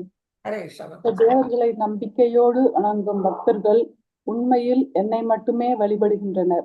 குந்தியின் மகனே, ஆனால் அத்தகு வழிபாடு தவறான வழியில் செய்யப்படுவதாகும். ஹரே கிருஷ்ணா. மாதாஜி. அப்ப அது தேவர்களை வந்து வழிபடுறது வந்து ஒரு தவறான வழி அப்படின்னு இதுல வந்து சொல்றாரு பகவான். அதாவது அவிதி பூர்வகம், யஜந்த் அவிதி பூர்வகம் அப்படின்னா, அவிதி பூர்வகம்னா தவறான வழிபாடு, தவறான வழியில் செய்யப்படுற வழிபாடு அப்படிங்கிறாரு. ஏன் அப்படி? பகவானுடைய உடல்ல தான் எல்லா தேவர்களும், இந்த மானிடர்களும், விலங்குகளும், பறவைகளும், எல்லா உயிர்வாழிகளும் அவருக்குள்ள அடக்கம். அப்ப வந்து நம்ம நேரடியா பகவானைத்தானே வணங்கணும். ஏன் போய் தனித்தனியா நம்ம தேவர்களை வணங்கணும்? நமக்கு பசிக்குதுன்னா வந்து வயிற்றுக்கு தான் உணவு கொடுக்கணும். அதை விட்டுட்டு நம்ம கைக்கு காலுக்குன்னு தனித்தனியா உணவு கொடுக்கறது வந்து நம்மளுடைய அறிவின்மை அப்படிங்கிறத நம்ம புரிஞ்சுக்கணும். அது எனர்ஜி வந்து வயிற்றுக்கு போன உணவே வந்து எல்லா அங்கங்களுக்கும் பரவுறாப்புல, நாம பகவானை வழிபட்டாலே அந்த வழிபாடு மற்ற தேவர்களுக்கும் சென்றடைகிறது அப்படின்னு பகவான் வந்து இதுல சொல்றாங்க. தேவர்களை வழிபடுவர்கள் ஏன் பக்குவம் அடைவதில்லை? அந்த கொஸ்டின் நம்மளே கேட்டுக்கணும். அவங்களுக்கு வந்து அப்பப்போ தற்காலிகமான நன்மைகள் கிடைக்குது, அதுல ஒன்றும் தப்பு கிடையாது, அது கிடைக்குது. ஆனா அவங்க எப்படிப்பட்ட வழிபாடு செய்யறாங்க? தவறான முறையில் கிருஷ்ணரை வழிபடுகிறார்கள். இப்ப நேரடியா நம்ம மூக்க தொடாம சுத்தி வளைச்சு மூக்க தொடுறோம்னா அது என்ன நிலையோ அதுதான் வந்து தேவ வழிபாடு அப்படின்னு பகவான் இங்க சொல்றாங்க. 24 வருஷம். ஹரே கிருஷ்ணா. ஹரே கிருஷ்ண மாதாஜி. எல்லா யாகங்களின் தலைவனும் அனுபவிப்பாளனும் நானே. எல்லா யாகங்களின் தலைவனும் அனுபவிப்பாளனும் நானே. எனவே எனது உண்மையான தெய்வீக இயற்கையை அங்கீகரிக்காதவர்கள் வீழ்ச்சி அடைகிறார்கள். ஹரே கிருஷ்ண மாதாஜி. ஹரே கிருஷ்ணா மாதாஜி. பகவான் ஏத்துக்காதவங்க வந்து திரும்பவும் இந்த உலகத்துல வந்து பிறவி எடுக்கிறாங்க, அதுதான் வீழ்ச்சி அடைகிறார்கள் அப்படின்னு வந்து பகவான் சொல்றாரு. ஏன் அப்படின்னா, எல்லா யாகங்களின் தலைவனும் அனுபவிப்பாளனும் நானே அப்படிங்கிறாரு. அதாவது தேவர்களுக்காக செய்யக்கூடிய யாகங்களையும் உண்மையிலேயே அனுபவிக்கக்கூடியவர் யாரு அப்படின்னா பகவான் கிருஷ்ணர் தான் அப்படிங்கிறத நம்ம புரிஞ்சுக்கணும். அதுதான் இங்க அவர் சொல்லியிருக்காரு. போக்தாராம் எங்க தபசாம், எல்லா யாகங்களையும் எல்லா தவங்களையும் அனுபவிப்பவன் நானே அப்படின்னு அவர் வாயாலே சொல்லியிருக்க பிற்பாடு நாம வந்து எதற்காக வந்து தவறான வழியில வந்து தேவ வழிபாடை செய்யணும் அப்படிங்கறதுதான் இவர் வந்து சொல்றாங்க. அப்படிப்பட்ட மக்கள் வந்து மறுபடியும் வீழ்ச்சி அடைகிறார்கள். இது தவறான முறை, அதாவது அவித்தி பூர்வகம். தேவ வழிபாடு அவித்தி பூர்வகம்.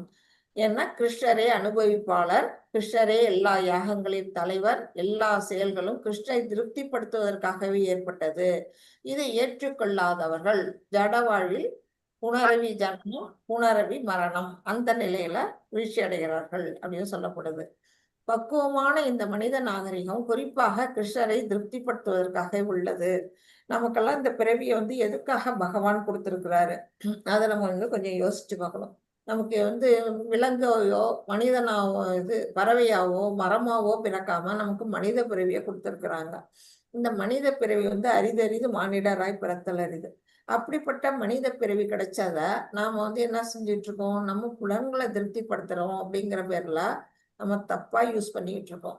இது ஆனா நம்ம புலன்களை திருப்திப்படுத்தினா நம்ம திரும்பவும் இந்த உலகத்துக்கு தான் வந்தோம், மறுபடியும் பிறவி எடுக்கணும். அது மறுபடியும் மனித பிறவி கிடைக்குமா என்னங்கிறதும் நிச்சயம் கிடையாது. அப்படிங்கும் பொழுது அது எதுக்காக இந்த பிறவி கொடுத்துருக்காங்கன்னா நம்ம வாழ்க்கையை திருத்திக்கணும். நம்ம எதுக்காக இந்த பிறவி கொடுத்துருக்காரு பகவான், நமக்கு ஆறு அறிவை கொடுத்துருக்கிறாரு. எதுக்காக தவறி விழுந்த ஆத்மான்னு நம்ம பேர் எடுத்திருக்கிறோம், நம்மளுடைய சொந்த இருப்பிடம் எது, இதெல்லாம் நம்ம யோசிக்கணும்.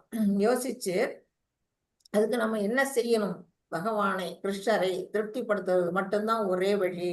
அப்புறம் எப்படி திருப்திப்படுத்தலாம், அவர் எதெல்லாம் விரும்புவாரு அப்படிங்கிறத நம்ம யோசிக்கணும். வர்ணாசிரம தர்மப்படி நம்மளை வாழ சொல்லியிருக்கிறாரு. அவங்களுக்கு விதிக்கப்பட்ட கடமைகளை அவங்கவுங்க செய்யணும். பகவானுக்கு தொண்டு செய்யணும். பல வழிகள் இருக்கு. அந்த மாதிரி வழிகள்ல செய்யும் பொழுது அவர் சந்தோஷம் அடைகிறாரு. அது அப்படி செய்யறதுனால நம்மளோட மனித பிரிவு முக்தி அடையக்கூடிய நிலைக்கு நம்மளால உயர முடியும் அப்படிங்கறதா சொல்லியிருக்காங்க. 25 வாசம். ஹரே ஹரே கிருஷ்ண மாதாஜி. மாதாஜி. ஹரே கிருஷ்ணா பிரபு. வாசிங்க. நீங்க வாசிக்க பிரபுஜி. ஓகே. ஹரே கிருஷ்ணா. யாந்தி தேவ்ரதா தேவான் பித்ருன் யாந்தி பித்ருவ்ரதாஹ பூதானி யாந்தி பூதேஜ்யா யாந்தி மத்யாஜீனோ பிமாம். தேவர்களை வழிபடுவர்கள் தேவர்களிடையே பிறப்பவர், முன்னோர்களை வழிபடுவர்கள் முன்னோர்களிடம் செல்வர். பூதங்களை வழிபடுவர்கள் பூதங்களிடையே பிறப்பர், மேலும் என்னை வழிபடுவர்கள் என்னுடனே வாழ்வர். ஹரே கிருஷ்ணா மாதாஜி. ஹரே கிருஷ்ணா பிரபுஜி. ரொம்ப கிளியரா சொல்லிட்டாரு. யாரை வழிபட்டா எங்க போகலாம், யாரை திருப்திப்படுத்தினா எந்த இடத்துக்கு நம்ம போகலாம். இப்ப நம்ம வீட்லயே எடுத்துக்கிட்டோம்னா நமக்கு யாரெல்லாம் நமக்கு ரொம்ப பிடிக்குமோ அவங்களோட தான் நம்மளோட உறவு இருக்கும். பிடிக்காதவங்கள்ட்ட நம்ம போகவே மாட்டோம், அவங்க நம்ம வீட்டுக்கு வரமாட்டாங்க. அந்த மாதிரிதான் இங்க தேவ வழிபாடு. பல்வேறு தேவர்கள் இருக்காங்க. சூரியன், சந்திரன், விஷ்ணு, இதெல்லாம் சரி, சிவன், விநாயகர்னு பல்வேறு தேவர்கள் இருக்காங்க. அந்த தேவர்களை நம்ம நினைச்சு வழிபடுறதுக்கு இன்னென்ன சடங்கு செஞ்சா இந்த தேவலோகத்துக்கு போகலாம் அப்படின்னு வேதங்கள் கர்மகாண்டாவில சொல்லப்பட்டிருக்கு. தர்ஷ பௌர்ணமாஷி அப்படின்னு ஒரு சடங்கு. அதெல்லாம் ஒரு வேத வழிமுறை. அதாவது இந்த வழி இதை செஞ்சா அந்த உலகத்துக்கு போகலாம், தேவனுடைய உள்ள இடத்தை அடையலாம் அப்படின்னு சொல்லப்பட்டது என்ன செய்யறாங்க, அதை செய்யறாங்க மக்கள். அதனால அவங்க இறந்த பிறகு எங்க போறாங்க, அந்த எந்த தேவனை வழிபட்டார்களோ அந்த உலகத்துக்கு அவங்க போறாங்க. அதே போல முன்னோர்களை வழிபடுவர்கள், நம்ம வீட்டுல இறந்தவர்களுடைய முன்னோர்களையே வழிபட்டுக்கிட்டு இருப்பாங்க நிறைய பேர். அவங்கள திருப்திப்படுத்துவாங்க. அப்ப அவங்க எங்க போவாங்க, பித்ருலோகத்துக்கு போயிடுறாங்க அப்படின்னு சொல்லப்படுது. அதே போல பூதங்களை கூட வழிபடுறவங்க இருக்கிறாங்க அப்படின்னு சொல்லப்படுது. பூதங்களை வழிபடுறவங்க என்ன செய்வாங்க, பிளாக் மேஜிக் அப்படின்னு ஒரு இது இருக்கு. அந்த ஒரு கலை கத்துக்கிட்டு அதன் மூலமா என்ன செய்யறாங்க, அவங்கள வழிபாடு பண்ணி அவங்களுடைய அந்த பூத கணம் எல்லாம் இருக்கிற இடத்துக்கு அவங்க போய் பிறவி எடுக்கிறாங்க. ஆனால் பகவானாகிய கிருஷ்ணராகிய என்னை வழிபடுபவர்கள் என்னுடனே வாழ்வர். இதுல எது சிறந்த வழி அப்படிங்கிறத சாய்ஸ் பகவான் நமக்கே கொடுத்துட்டாரு. இதான் பல்வேறு விதமான வழிபாடுகள் பலவிதமான இலக்குகளுக்கு அழைத்து செல்லும். கிருஷ்ணரை வழிபடுவர் மட்டுமே கிருஷ்ணரை அடைவார்கள். பல்வேறு வழிபாடுங்கிறது இங்க நதி. இப்ப நதி ஓடுது, அந்த நதி எப்படி போகுதுன்னா போய் ஒரு இடத்துல கிளை கிளையா பிரியுது. ஒவ்வொரு நதியும் வெவ்வேறு ஊருக்கு தான் போகுமே தவிர எல்லா நதியும் ஒரே ஊர்ல கூடாது. ஏன்னா அது வழி பாதை மாறிடுது. அது மாதிரிதான் நம்ம ஒவ்வொன்றுமே நம்ம எப்படி நம்ம இலக்கு இருக்கோ அந்த இலக்கை நோக்கி தான் நாம போகும். நம்ம ஒரு ஊருக்கு டிக்கெட் எடுத்தாலும் எந்த ஊருக்கு போகணுமோ அந்த பஸ்லயோ அந்த ட்ரெயின்லயோ ஏறி உட்கார்ந்தாதான் அந்த ஊருக்கு போக முடியும். நம்ம மாத்தி ஒரு டிக்கெட் டெல்லிக்கு போறேன்னுட்டு கல்கத்தா போற ட்ரெயின்ல ஏறி உட்கார்ந்தோம்னா போக முடியாது. அதைத்தான் இங்க பகவான் சொல்றாங்க. 26. ஹரே கிருஷ்ண மாதாஜி. ஹரே கிருஷ்ணா. பத்ரம் புஷ்பம் பலம் தோயம் யோ மே பக்தியா பிரயச்சதி தத் அகம் பக்திய பகிருதம் அஷ்னாமி பிரயதாத்மனக. அன்புடனும் பக்தியுடன் ஒருவன் எனக்கு இலையோ பூவோ பழமோ நீரோ அளித்தால் அதை நான் ஏற்றுக்கொள்கிறேன். ஹரே கிருஷ்ணா மாதாஜி. ஹரே கிருஷ்ணா மாதாஜி. பகவான் வந்து ரொம்ப எளிமையா தான் நம்மகிட்ட எதிர்பார்க்கிறார், பெருசாலாம் கேட்கல. அன்போடையும் பக்தியோடையும் நம்ம வந்து என்ன செய்யலாம், ஒரு இலை, ஒரு துளசி ரத்திரம், அடுத்து ஒரு பூவு, ஏதோ ஒரு பூ, நம்ம கையில கிடைக்கிற ஒரு செம்பருத்தி பூவை கூட அவர் வைக்கலாம். அதான் அவர் வந்து வனமாளியா இருந்து எல்லா மாலைகளையும் அவர் அணிஞ்சுக்கிறாரு. அதனால ஏதோ ஒரு பூ அவருக்கு, ஒரு பழம், ஏதாவது ஒரு பழம் நம்மளால முடிஞ்சது, அப்புறம் ஒரு ஒரு எல்லாமே இல்லையா, ஒரு கிளாஸ் நீர், ஒரு தண்ணி கூட வச்சா கூட அவர் வந்து என்ன செய்யறாரு, ஏத்துக்கிறேன் அப்படிங்கிறாரு. அந்த அளவுக்கு அவர் என்ன சொல்றாரு, ஆனா அதை எப்படி கொடுக்கணும், நீ இதை கொடுத்தா என்கிட்ட அன்போடையும் பக்தியோடையும் கொடு, என்னை வந்து மனசுக்குள்ள அந்த அன்பு நிறைஞ்சு நிக்கணும், என்கிட்ட இதாப்பா இருக்கு, இதை ஏத்துக்கோ அப்படின்னு சொல்லி நம்ம கொடுக்கணும். ஆனா நம்மள்ட்ட வசதி இருந்ததுன்னா பலவிதமான வெரைட்டியா செஞ்சு அவருக்கு படைக்கலாம். இல்லையா, ஒண்ணுமே இல்லைன்னா இந்த மாதிரி நம்ம வந்து படைக்கும் பொழுது அவர் வந்து ஏத்துக்கிறாரு. எப்போ வந்து பாண்டவர்கள்லாம் வந்து இது அஸ்தினாபுரத்தை விட்டு வெளியேறினாங்களோ அந்த காலத்துல இருந்து குந்தியும் வந்து விதுரருடைய வீட்டுலதான் குடியிருக்கிறாங்க, அரண்மனையில இருக்கல.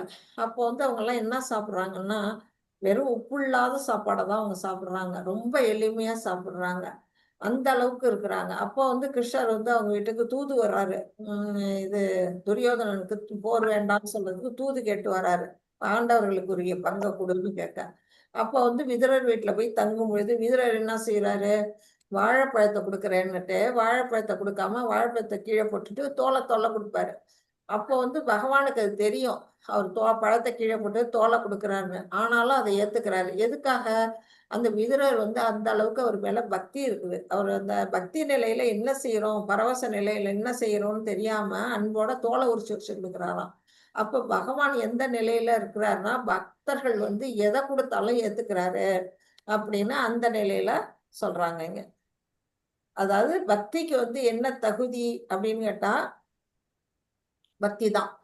நம்ம எப்படி பக்தி செலுத்தணும்னா அதுக்கு வந்து தகுதி வந்து அவர்கிட்ட அன்போட இருக்கணும், பக்தியோட இருக்கணும். பக்தி வந்து எளிதானதும் மிகவும் கிருஷ்ணரை அணுகக்கூடிய ஒரே வழி. பகவானை நெருங்கணும்னா நம்ம பக்தி பண்ணணும் அப்படின்னு சொல்றாங்க.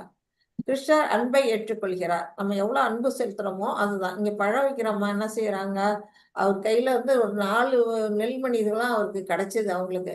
ஆனா பழத்தை அவர் கை கொள்ளாத அளவுக்கு எடுத்து எடுத்து கொடுக்குறாங்க. அந்த அளவுக்கு அவங்க பழம் வைக்கிறவங்களுக்கு வந்து என்ன, அது அந்த கிருஷ்ணர் மேல ஒரு அன்பு, அந்த அந்த மாதிரி அன்பு. இங்க பாத்தீங்கன்னா தன்னுடைய தோழர்களோட உட்கார்ந்து உணவு சாப்பிடும் பொழுது வாயிலிருந்து எடுத்து விட்டு ஒருத்தர் வாயிலிருந்து கூட எடுத்து கொடுத்தா கூட வாங்கி சாப்பிடுவாராம் கிருஷ்ணர். அந்த மாதிரி ஒரு அர்ப்பணிப்பு, அந்த அன்பும் அர்ப்பணிப்பும் தான் பகவானை நாம சென்றடையக்கூடிய வழிமுறை அப்படின்னு நம்ம ஒண்ணு எச்சல் பட்டதை வச்சு சாமிக்கு படைச்சிடக்கூடாது, அதையும் நம்ம புரிஞ்சுக்கணும்.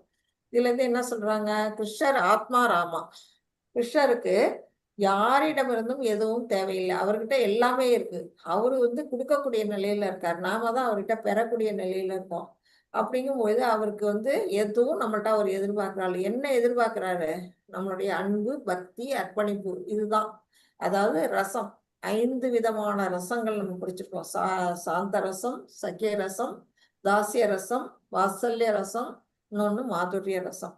இந்த 5 விதமான ரசங்கள்ல ஏதோ ஒரு வகையில நாம பகவான்கிட்ட அன்பு செலுத்தணும்னா அதைத்தான் வந்து பகவான் விரும்புகிறார் அப்படிங்கிறது சொல்லப்பட்டிருக்கு. கிருஷ்ணரின் அன்பு செலுத்துவான், அவர் எதை விரும்பினாலும் அதனை அளிப்பான். பகவான் என்ன விரும்புறாரு, நிறைய ஸ்வீட் எல்லாம் விரும்புவாரு, பால் பண்டங்கள் தான் அவருக்கு ரொம்ப பிடிக்கும், பால், தயிர், வெண்ணெய் இதெல்லாம். அதை நம்ம வந்து நம்மள்ட்ட இல்லைன்னா கூட எப்படியாவது நம்ம அதை ஏற்பாடு பண்ணி பகவானுக்கு படைப்பாங்க, யாரு, பக்தர்கள். ஆனால் அவர் விரும்பாத கேட்காத பொருள்களை தவிர்ப்பான். அவருக்கு எதெல்லாம் வேண்டாம், அவருக்கு இந்த மாமிசம், முட்டை, மீன் அந்த மாதிரி ஐட்டங்கள்லாம் அவருக்கு படைக்க கூடாது, அதெல்லாம் வந்து பக்தி உள்ளவன் செய்ய மாட்டான் அப்படிங்கிறத சொல்லியிருக்காங்க. 27. ஹரே கிருஷ்ணா மாதாஜி. ஹரே கிருஷ்ணா. குந்தியின் எதையெல்லாம் நீ செய்கின்றாயோ, எதையெல்லாம் நீ உண்கின்றாயோ, எதையெல்லாம் நீ படைக்கின்றாயோ, எதையெல்லாம் நீ கொடுக்கின்றாயோ, எந்த தவங்களை எல்லாம் நீ செய்கின்றாயோ அதனை எனக்கு அர்ப்பணமாக செய்வாயாக. ஹரே கிருஷ்ணா மாதாஜி. ஹரே கிருஷ்ணா மாதாஜி. எத் கரோஷி எத் அஷ்டாஷி அப்படிங்கிறார். எதையெல்லாம் செய்கின்றாயோ எதையெல்லாம் உண்கின்றாயோ அப்படின்னா இந்த ஜட உலகத்துல நம்மளால செயலற்று இருக்கவே முடியாது. ஏதாவது ஒரு செயல் புரிஞ்சுக்கிட்டே தான் இருப்போம். நம்ம கை காலு சும்மா இருக்காது, மனசு சும்மா இருக்காது, கண்ணு சும்மா இருக்காது. ஏதாவது ஒன்று செஞ்சுக்கிட்டே தான் நம்ம இருப்போம். அது நம்மளுடைய இயல்பு. அப்படி நாம செய்யக்கூடிய அதுதான் என்ன சொல்றாங்கன்னா யுக்த வைராக்கியம். அந்த செய்யக்கூடிய செயல்கள் எல்லாத்தையும் கிருஷ்ணருக்காக செய்யும் பொழுது அது யுக்த வைராக்கியமா ஆயிடுது. இல்லாட்டி நம்ம பௌதிகத்துல நம்ம புலன்களுக்காக செயல்படுவோம். பகவானுக்காக செயலாற்றும் போது அது யுக்த வைராக்கியம். எதையெல்லாம் நீ உண்கின்றாயோ, நாம சாப்பிடாமலாம் இருக்கவே முடியாது. 3 வேளையும் நம்ம கரெக்டா சாப்பிடுவோம். இன்னைக்கு வேணா ஏகாதசி பழங்கழா சாப்பிட்டுட்டு இருப்போம். ஆனா மற்ற நாள்ல நம்ம என்ன செய்வோம், நமக்கு பிடிச்சதெல்லாம் செஞ்சு சாப்பிடுவோம். அப்படி சாப்பிடும் பொழுது அதை பகவானுக்கு படைச்சிட்டு சாப்பிடும் பொழுது நம்ம 3வது சாப்டர்ல சொல்லியிருக்காங்க, பகவானுக்கு படைக்காத பிரசாதம் என்ன ஆகுது, பாவத்துல வருது. அது ஏன்னா அந்த பாவங்கள் எல்லாம் அவர் தான் நீக்கிறாரு. சின்ஃபுல் அப்படின்னு சொல்லுவாங்க, சின்ஃபுல் ஃபுட் அப்படின்னு. அந்த பாவங்களை நீக்கிறதுனால நம்ம எப்படியும் சாப்பிடுறோம். அதை அவருக்கு படைச்சிட்டு சாப்பிட்றதுனால என்ன குறைஞ்சு போறோம், அதை தான் அவர் சொல்றாரு. எதையெல்லாம் நீ உண்கின்றாயோ, எதையெல்லாம் நீ படைக்கின்றாயோ, எதையெல்லாம் நீ கொடுக்கின்றாயோ. இப்போ நம்ம தானம் கொடுக்குறோம். எதுக்காக யாரோ ஒரு ஆசிரமத்துக்கு, ஒரு அநாத ஆசிரமத்துக்கு, இல்லை ஒரு ஏழைக்கு ஏதாவது ஒன்று கொடுக்குறோம். அது எல்லாத்தையும் நீ எனக்கு கொடு அப்படிங்கிறார் பகவான். அதாவது என்ன நினைச்சு கொடு, எல்லாமே அர்ப்பணம், கிருஷ்ணருக்கு அர்ப்பணம் செஞ்சு கொடு அப்படிங்கிறாரு. எந்த தவங்களை எல்லாம் நீ செய்கின்றாயோ, தவம்ங்கிறது இப்போ இந்த காலத்துல செய்ய முடியாது. ஹரே கிருஷ்ணா கிருஷ்ண கிருஷ்ணா ஹரே ஹரே, இதுதான் ஜப யஜ்ஞம். அது மட்டும்தான் நம்மளால செய்ய முடியும். அதாவது இந்த கதை உங்களுக்கு நான் லெவல் 1ல சொல்லியிருக்கிறேன் நிறைய பேருக்கு. அதாவது ஒரு கோயில்ல ஒரு பிராமண சிறுவன், அந்த கதை யாருக்காவது தெரியும்னா சொல்லிடுங்க, நான் நிறுத்திக்கிறேன். அந்த பிராமண சிறுவன் என்ன செய்யறாரு, கோயில் அர்ச்சகர் என்னென்ன வேலையெல்லாம் சொல்றாரோ அதெல்லாம் செய்வார் அந்த பையன். ஆனா ரொம்ப பக்தி, கடவுள் மேல பக்தி. அதனால அவன் என்ன செய்வான், எதை செஞ்சாலும் பகவானுக்கு கிருஷ்ணார்ப்பணம் சொல்லியே செய்வான். அந்த மாதிரி செய்யும் பொழுது ஹரே கிருஷ்ணா, அந்த மாதிரி செய்யும் பொழுது அவர் என்ன சொல்றாரு, பகவானுக்கு பூமாலை தொடுத்து கொடு அப்படின்னு சொல்றாரு. ஓகே அப்படின்ட்டு அவர் என்ன செய்யறான், பூக்கள் எல்லாம் கட்டுறான். அப்ப அவன் மனசு முழுக்க கிருஷ்ணார்ப்பணம் கிருஷ்ணார்ப்பணம் கிருஷ்ணார்ப்பணம் இதை சொல்லிட்டு அவன் மாலை தொடுக்கிறான். 15 மாலை அவர் சொன்னாரு, 15 மாலை கட்டி வச்சுட்டான். அப்புறம் அர்ச்சகர் கோயில் கதவை திறந்தோன்னா உள்ள பார்த்தா பகவானுடைய கழுத்துல மாலை இருக்கு. அதை பார்த்தோன்னே இவருக்கு கோபம் வந்துருது. நீ எப்படி என்ன மீறி நீ போய் பகவானுக்கு மாலையை போட்ட அப்படின்னு திட்டுறாரு. அவன் சொல்றான், இல்ல நான் போடவே இல்லை, தவிர நீங்க சொன்ன 15 மாலை இதோ இருக்குது அப்படின்னு அவன் சொல்றான். ஆனா அவர் நம்ப மாட்டேங்கிறாரு. நீ இந்த வேலை செய்ய வேண்டாம், நீ போய் கிணத்துல இருந்து தண்ணி இறைச்சி அண்டாவெல்லாம் நொப்பு, அவர் சாமிக்கு அபிஷேகம் பண்ணணும் அப்படின்னு வேலையை மாத்தி கொடுக்குறாரு. சரி அப்படின்ட்டு போய் அவன் என்ன பண்றான், கிணத்துல இருந்து தண்ணி இந்த சகட வழியா இறைச்சி ஊத்தணும். அதை அவன் செய்யும் பொழுதெல்லாம் அவன் கிருஷ்ணார்ப்பணம் கிருஷ்ணார்ப்பணம்னு சொல்லி சொல்லி அவன் தண்ணி இறைச்சி அண்டாவெல்லாம் நொப்புறான். அர்ச்சகர் கதவை திறக்கிறாரு.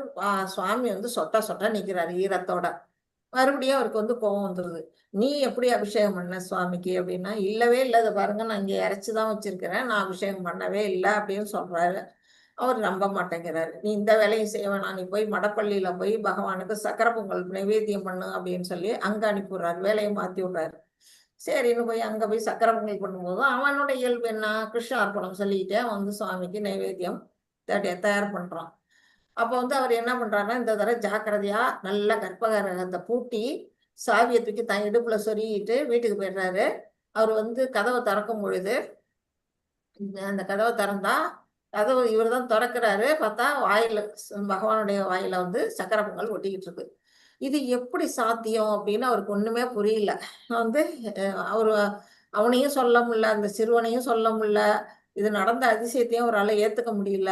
அப்புறம் இந்த மாதிரி இருக்கும்போது பகவான் அவருடைய கனவுல சொல்றாங்க, அவன் எல்லா எந்த வேலை செஞ்சாலும் அவன் எனக்கு அர்ப்பணம் பண்ணி செய்யறான், அதை நான் ஏத்துக்கிறேன், அவனை தப்பா நினைக்காத அப்படின்னு சொல்றாருனாதான் அவர் ஓடி போய் அவர் காலில் விழுந்து மன்னிப்பு கேட்கிறாரு அந்த சிறுவன்ட்ட, உன்னோட மகிமை தெரியாம போயிட்டானே அப்படின்னு. அப்ப நம்ம மனசால நம்ம கிருஷ்ணார்ப்பணம்னு சொல்லும் பொழுது பகவான் அதை ஏத்துக்கிறார் அப்படிங்கிறதுக்கு தான் உங்களுக்கு இதை சொன்னேன்.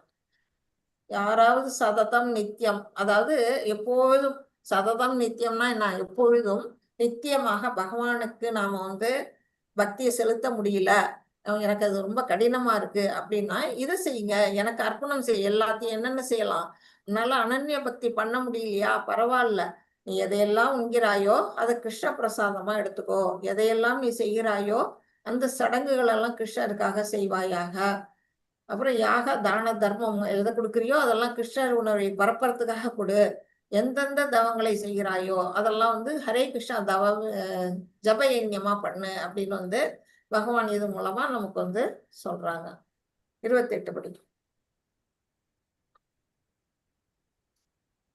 ஹரே கிருஷ்ணா. ஹரே கிருஷ்ணா மாதா. படிங்க. இவ்விதமாக நீ கர்ம கர்ம பந்தங்களில் இருந்தும் அதன் நல்ல தீய விளைவுகளில் இருந்தும் விடுபடுவாய்.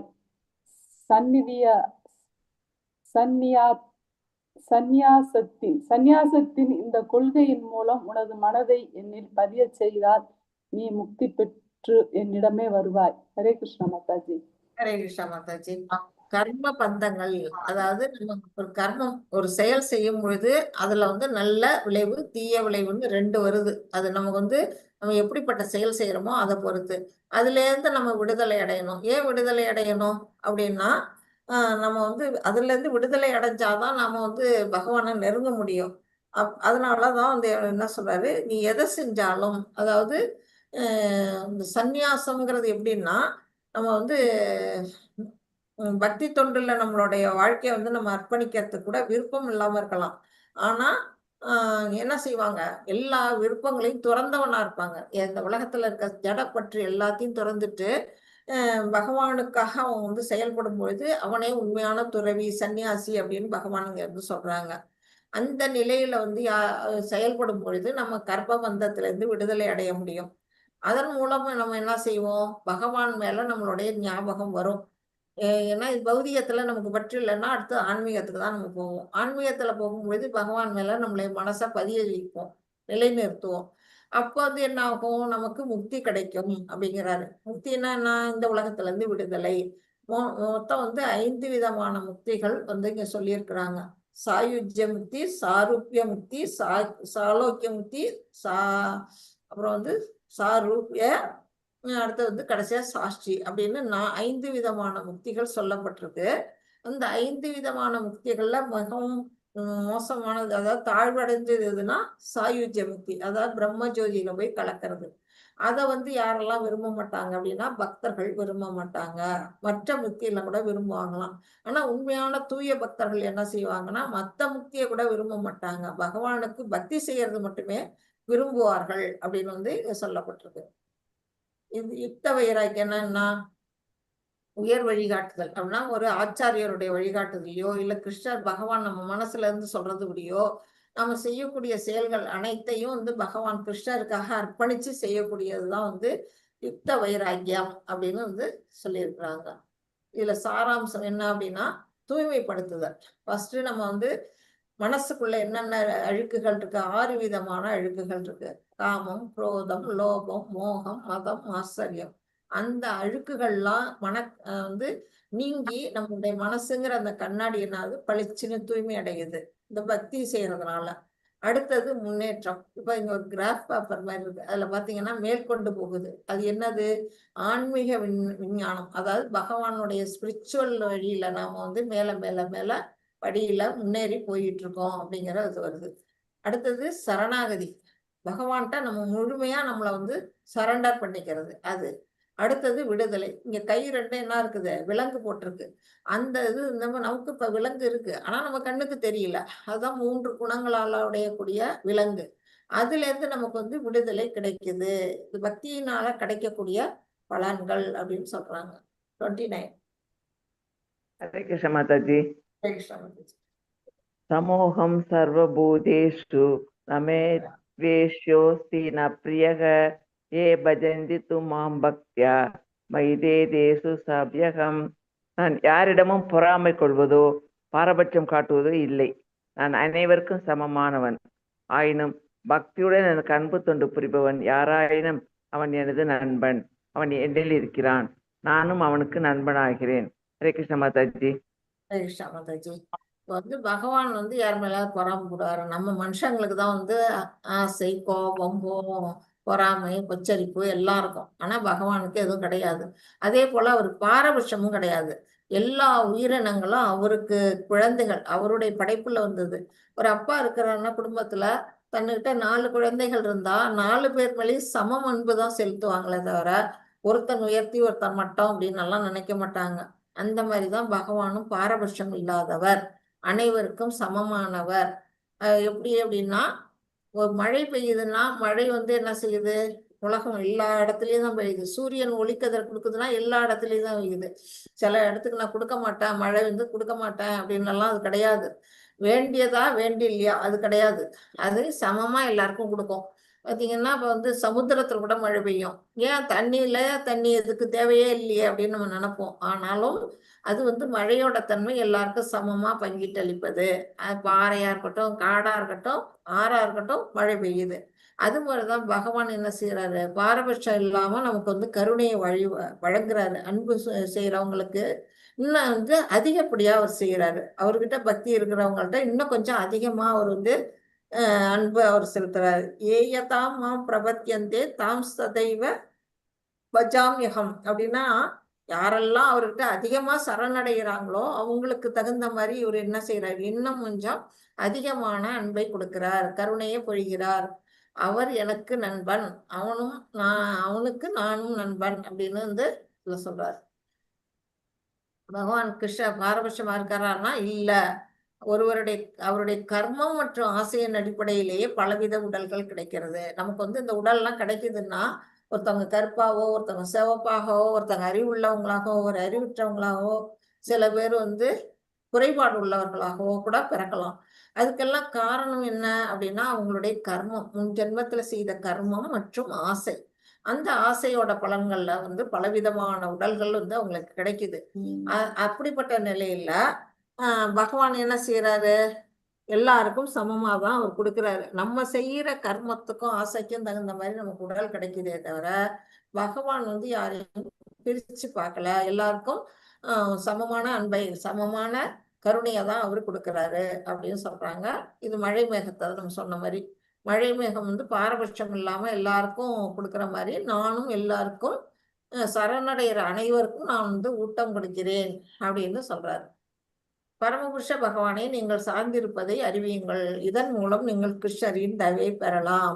நாம பகவானை சார்ந்துதான் வாழறோம், நம்ம தனிச்சு இருக்குல்ல அப்படிங்கிற அந்த எண்ணம் இருந்ததுனாலே அவர் என்ன செய்வாரு? நமக்கு இன்னும் கொஞ்சம் அதிகமா நம்மள்ட்ட கருணையா அவர் கொடுப்பாரு, பக்தியை மேல மேல பெருக வைப்பாரு அப்படிங்கிறது இதுல தெரிஞ்சுக்கலாம். இப்ப பக்தனுக்கும் பகவானுக்கும் உள்ள ஒரு உறவு எப்படிப்பட்டதுன்னா, இங்க ஒரு ரிங் மோதிரம் கொடுத்துருக்காங்க. தங்கத்தாலான அந்த மோதிரம் யாரு அப்படின்னா பக்தன். அதுல கல்லு பதிச்சிருக்காங்க. என்ன கல்லு? வைரக்கல். அந்த வைரக்கல் வந்து யாரு? பகவான். அதாவது இந்த தங்கமும் ஜொலிக்குது, இந்த வைரமும் ஜொலிக்குது, ஒன்னோட ஒண்ணு சேர்ந்து இன்னும் அதிகமா வந்து ஜொலிக்குது. அப்ப வந்து எப்படின்னா பகவானும் பக்தனும் தங்கமும் வைரமும் போல இருக்கிறாங்க. அப்படிதான் வந்து நம்ம பகவானுக்கு சேவை செய்யணும் அப்படிங்கிறத சொல்லியிருக்கிறாங்க. 30 படிங்க. மாதாஜி. நரேஷ். ஒருவன் மிகவும் மோசமான செயலை செய்தாலும் அவன் பக்தி தொண்டில் பிறலாது ஈடுபட்டிருந்தால் அவனை சாதுவாகவே கருத வேண்டும். ஏனெனில் அவன் தனது தீர்மானத்தில் திடமாக உள்ளான். ஹரே கிருஷ்ண மாதாஜி. ஹரே கிருஷ்ணா மாதாஜி. அவர் வந்து ஒரு பக்தன் இருக்கிறான், திடீர்னு பக்தியில இருந்து வீழ்ச்சி அடைகிறான். இப்போ வந்து நம்ம அஷ்டாங்க யோகியில பார்த்தோம், யோகத்துல வீழ்ச்சி அடைந்த நிலை வந்து என்ன ஆகும் அப்படின்னு கேட்கிறாரு அர்ஜுனன். அவன் வந்து என்ன செய்ய? பக்தன் என்றும் அழிவதில்லைன்னு சொல்லுவாரு. அதேதான் இங்கேயும் சொல்றாரு. அவனை வந்து என்னைக்குமே அந்த பக்தியில செஞ்சவன் வந்து ஒரு காலத்துல வந்து அவன் தவறி அந்த பக்தியில இருந்து தவறி மோசமான செயல் செய்யக்கூடிய நிலைக்கு போனாலும் ஜகாய் மத்தாயின்னு 2 பேரு என்ன செஞ்சாங்க? அப்படிதான் பக்தியில வீழ்ச்சி அடைஞ்சாங்க. அவங்க என்ன செய்யறாங்க? கல்லு குடிக்கிறாங்க, கண்ணபடி வந்து வாழ்க்கையை நடத்துறாங்க. அந்த மாதிரி மோசமான செயல்ல அவங்க ஈடுபடுறாங்க. அதை வந்து நித்யானந்த பிரபு வந்து என்ன செய்யறாரு? கருணையின் காரணமா அவங்க வந்து திருத்துறாரு. அந்த மாதிரிதான் வந்து அஜாமிலனோ கதையும் அப்படிதான் எடுத்துக்கலாம். அவங்களும் வந்து நடுவுல ஆரம்பத்துல நல்ல நிலையில இருந்தவன் நடுவுல வழிதடு மாறி போய் விஷ்ணு பக்தர்கள், அதாவது விஷ்ணு தூதர்கள் மூலமா அவன் வந்து திருந்துறான். இப்படி மோசமான செயல்களை ஒருத்தங்க ஈடுபட்டுட்டாலும் அவங்கள என்ன செய்யக்கூடாது, அவங்க சாதுன்னு தான் நம்ம கருதணுமே தவிர அவங்கள வந்து கிண்டல் பண்ணி கேலி பண்ணி அவங்கள வந்து ஒதுக்கக்கூடாது அப்படின்னு பகவான் இங்க வந்து சொல்றாங்க. கிருஷ்ணர் பக்குவமற்ற பக்தனை தூய்மைப்படுத்தி மோசமான செயலை கூட அவர் மன்னிக்கிறாராம். கிருஷ்ணரிடம் மட்டும் சரணடைந்துள்ளதா, அவர்கிட்ட சரணடைஞ்சிட்டா போதும், அவர் நம்மளை வந்து தூய்மைப்படுத்துறாரு. பக்தி தொண்டு செய்ய வேண்டும் என்ற தீர்மானத்தில் உறுதியாக நம்ம இருந்தோம்னா என்ன செய்யுது, அவர் வந்து நம்மள மேல் தூக்கி விடுறாரு. மோசமான நம்ம செயல்ல எதுக்காக விழறோம், ஜட சக்தியின் தொடர்பால், இந்த ஜடத்தோட தொடர்பால தான் நம்ம வந்து வீழ்ச்சி அடைகிறோம். அஜாமிலெல்லாம் என்ன செய்யறாரு, அவருடைய புலன்கள் ஆசைப்படுறதுனாலதான் அந்த மாதிரி தவறான வழிக்கு போறாரு. இந்த படத்துல பாத்தீங்கன்னா கஜேந்திரங்கிற அந்த யானை அது என்ன பண்றாரு, வந்து ஜென்மத்துல இந்திரதீமன் அப்படிங்கிற ஒரு ராஜாவா இருக்கிறாரு. ஆனா ஒரு தியானத்துல இருக்கிறது இருக்கும் பொழுது அகத்தியர் வரும்போது அவருக்கு தகுந்த மரியாதை கொடுக்காதனால அவர் என்ன செய்யறாரு, நீ மதம் கொண்ட யானையா போ அப்படின்னு அவர் சாபம் கொடுத்துறாரு. அந்த நிலையில அவர் என்ன செய்யறாரு, அவரு பெரிய தவறெல்லாம் செய்யல, ஆனாலும் ஒரு நிலையில இருந்து வீழ்ச்சி அடைஞ்சிடுறாரு, ஒரு யானையா பிறக்கிறாரு.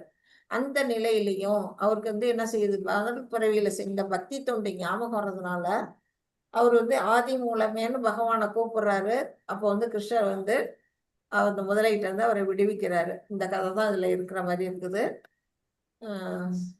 தனது நற்குணத்தின் பாதையிலிருந்து எதிர்பாராமல் வீழ்ச்சி அடையும் பக்தன் மோசமானவராக கருதப்படுவதில்லை. அப்படி வீழ்ச்சி அடைந்த பக்தர்களை வந்து நம்ம என்ன செய்யக்கூடாது, ஏளனம் செய்யக்கூடாது, மோசமானவன் அப்படின்னு நம்ம வந்து கடினமா திட்டவும் கூடாது அப்படின்னு சொல்றாங்க. அத்தகைய பக்தர்களின் தகுதி என்ன, பிரத்யேகமாகவும் தளராமலும் கிருஷ்ணரின் பக்தி தொண்டில் ஈடுபட்டு அவங்க வந்து வேற எதுவும் செய்ய வேணாம், பகவானுக்கு பக்தி தொண்டு செஞ்சா போதும், வேற எந்த பரிகாரமும் செய்ய வேண்டிய அவசியமே இல்லை அப்படின்னு வந்து சொல்றாங்க.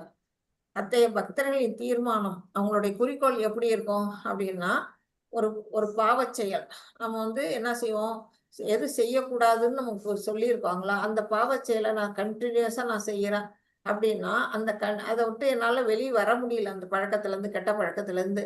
நான் வந்து நரகத்துக்கு போவேன்னு எனக்கு தெரியும், இருந்தும் நான் அந்த பாவத்தை செஞ்சுக்கிட்டே இருந்தேன்னா அப்போ வந்து அப்பவும் நாம என்ன செய்யணும்னா நம்மளுடைய குறிக்கோளா இருக்கக்கூடிய கிருஷ்ண வழிபாட்டை நான் வந்து விடாம செஞ்சுக்கிட்டு அந்த பாவத்தையும் நம்ம செஞ்சுக்கிட்டு இருந்தோம்னா பகவான் ஒரு காலத்துல நம்மளை வந்து அந்த பாவத்துல இருந்து விலக்கி நம்மளை நல்வழிப்படுத்துவார். நம்மளுடைய குறிக்கோள் எதுல இருக்கணும், பகவான் வழிபாட்டுல இருக்கணும் அப்படிங்கிறது இங்க சொல்லப்பட்டிருக்கு.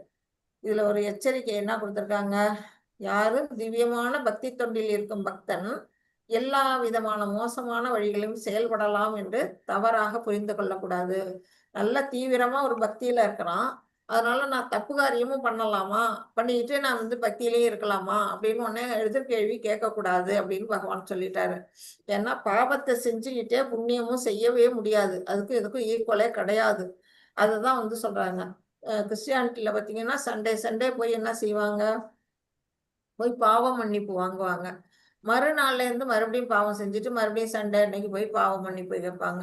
அதுல என்ன பிரயோஜனம், பாவத்தை செய்யறதும் பாவ மன்னிப்பு வாங்குறதும் ஒரு பிரயோஜனமும் கிடையாது. அதனால நம்ம வந்து பாவ காரியங்களை செஞ்சுட்டு நம்ம வந்து பக்தி தொண்டும் நான் செஞ்சுக்கிட்டு இருக்கனே அப்படின்னெல்லாம் நம்ம நினைக்க கூடாது. எதிர்பாராத விதமாக நம்ம வந்து இந்த தவறான வழிக்கு வந்துட்டோம்னா அதுல இருந்து மீள்றதுக்கு பகவான் உதவி செய்வாரு அப்படிங்கிறது தான் அந்த பதம் வந்து நமக்கு சொல்லுது. 31 மாதாஜி.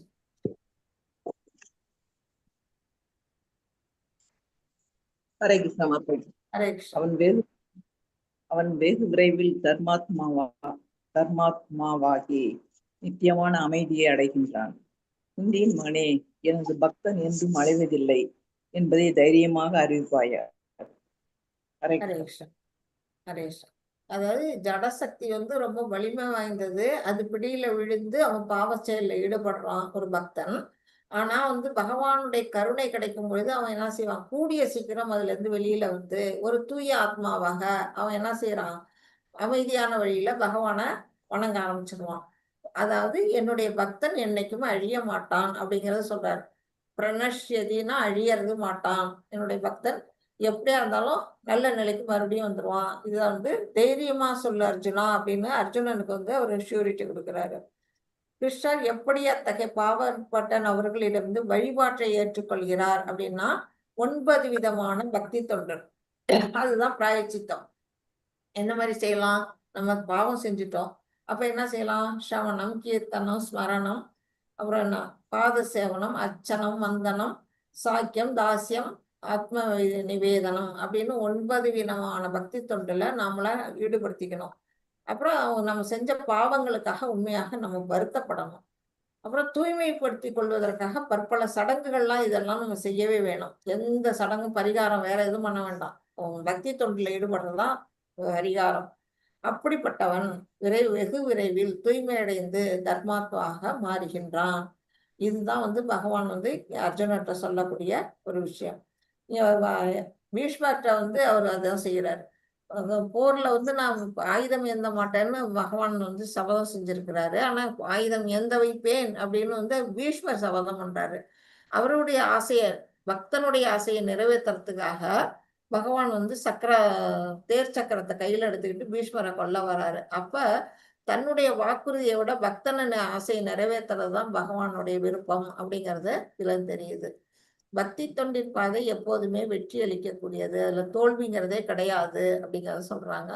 தொடர்ந்து செய்யும் ஹரே கிருஷ்ணா மகாமந்திரம் ஒரு பக்தரை விபத்து போன்ற வீழ்ச்சியிலிருந்து காப்பாற்றும். விபத்துனா ஆக்சிடென்டாலா தப்பித்தவறி நாம பக்தியில இருந்து நழுவிட்டாலும் கூட நம்ம அந்த சொல்லக்கூடிய அந்த உச்சரிக்கக்கூடிய ஹரே கிருஷ்ணா மகாமந்திரம் நம்மள என்ன செய்யும்? கை தூக்கி விட்டுடும், காப்பாற்றும் அப்படின்னு சொல்றாங்க. 32 படிக்கும்.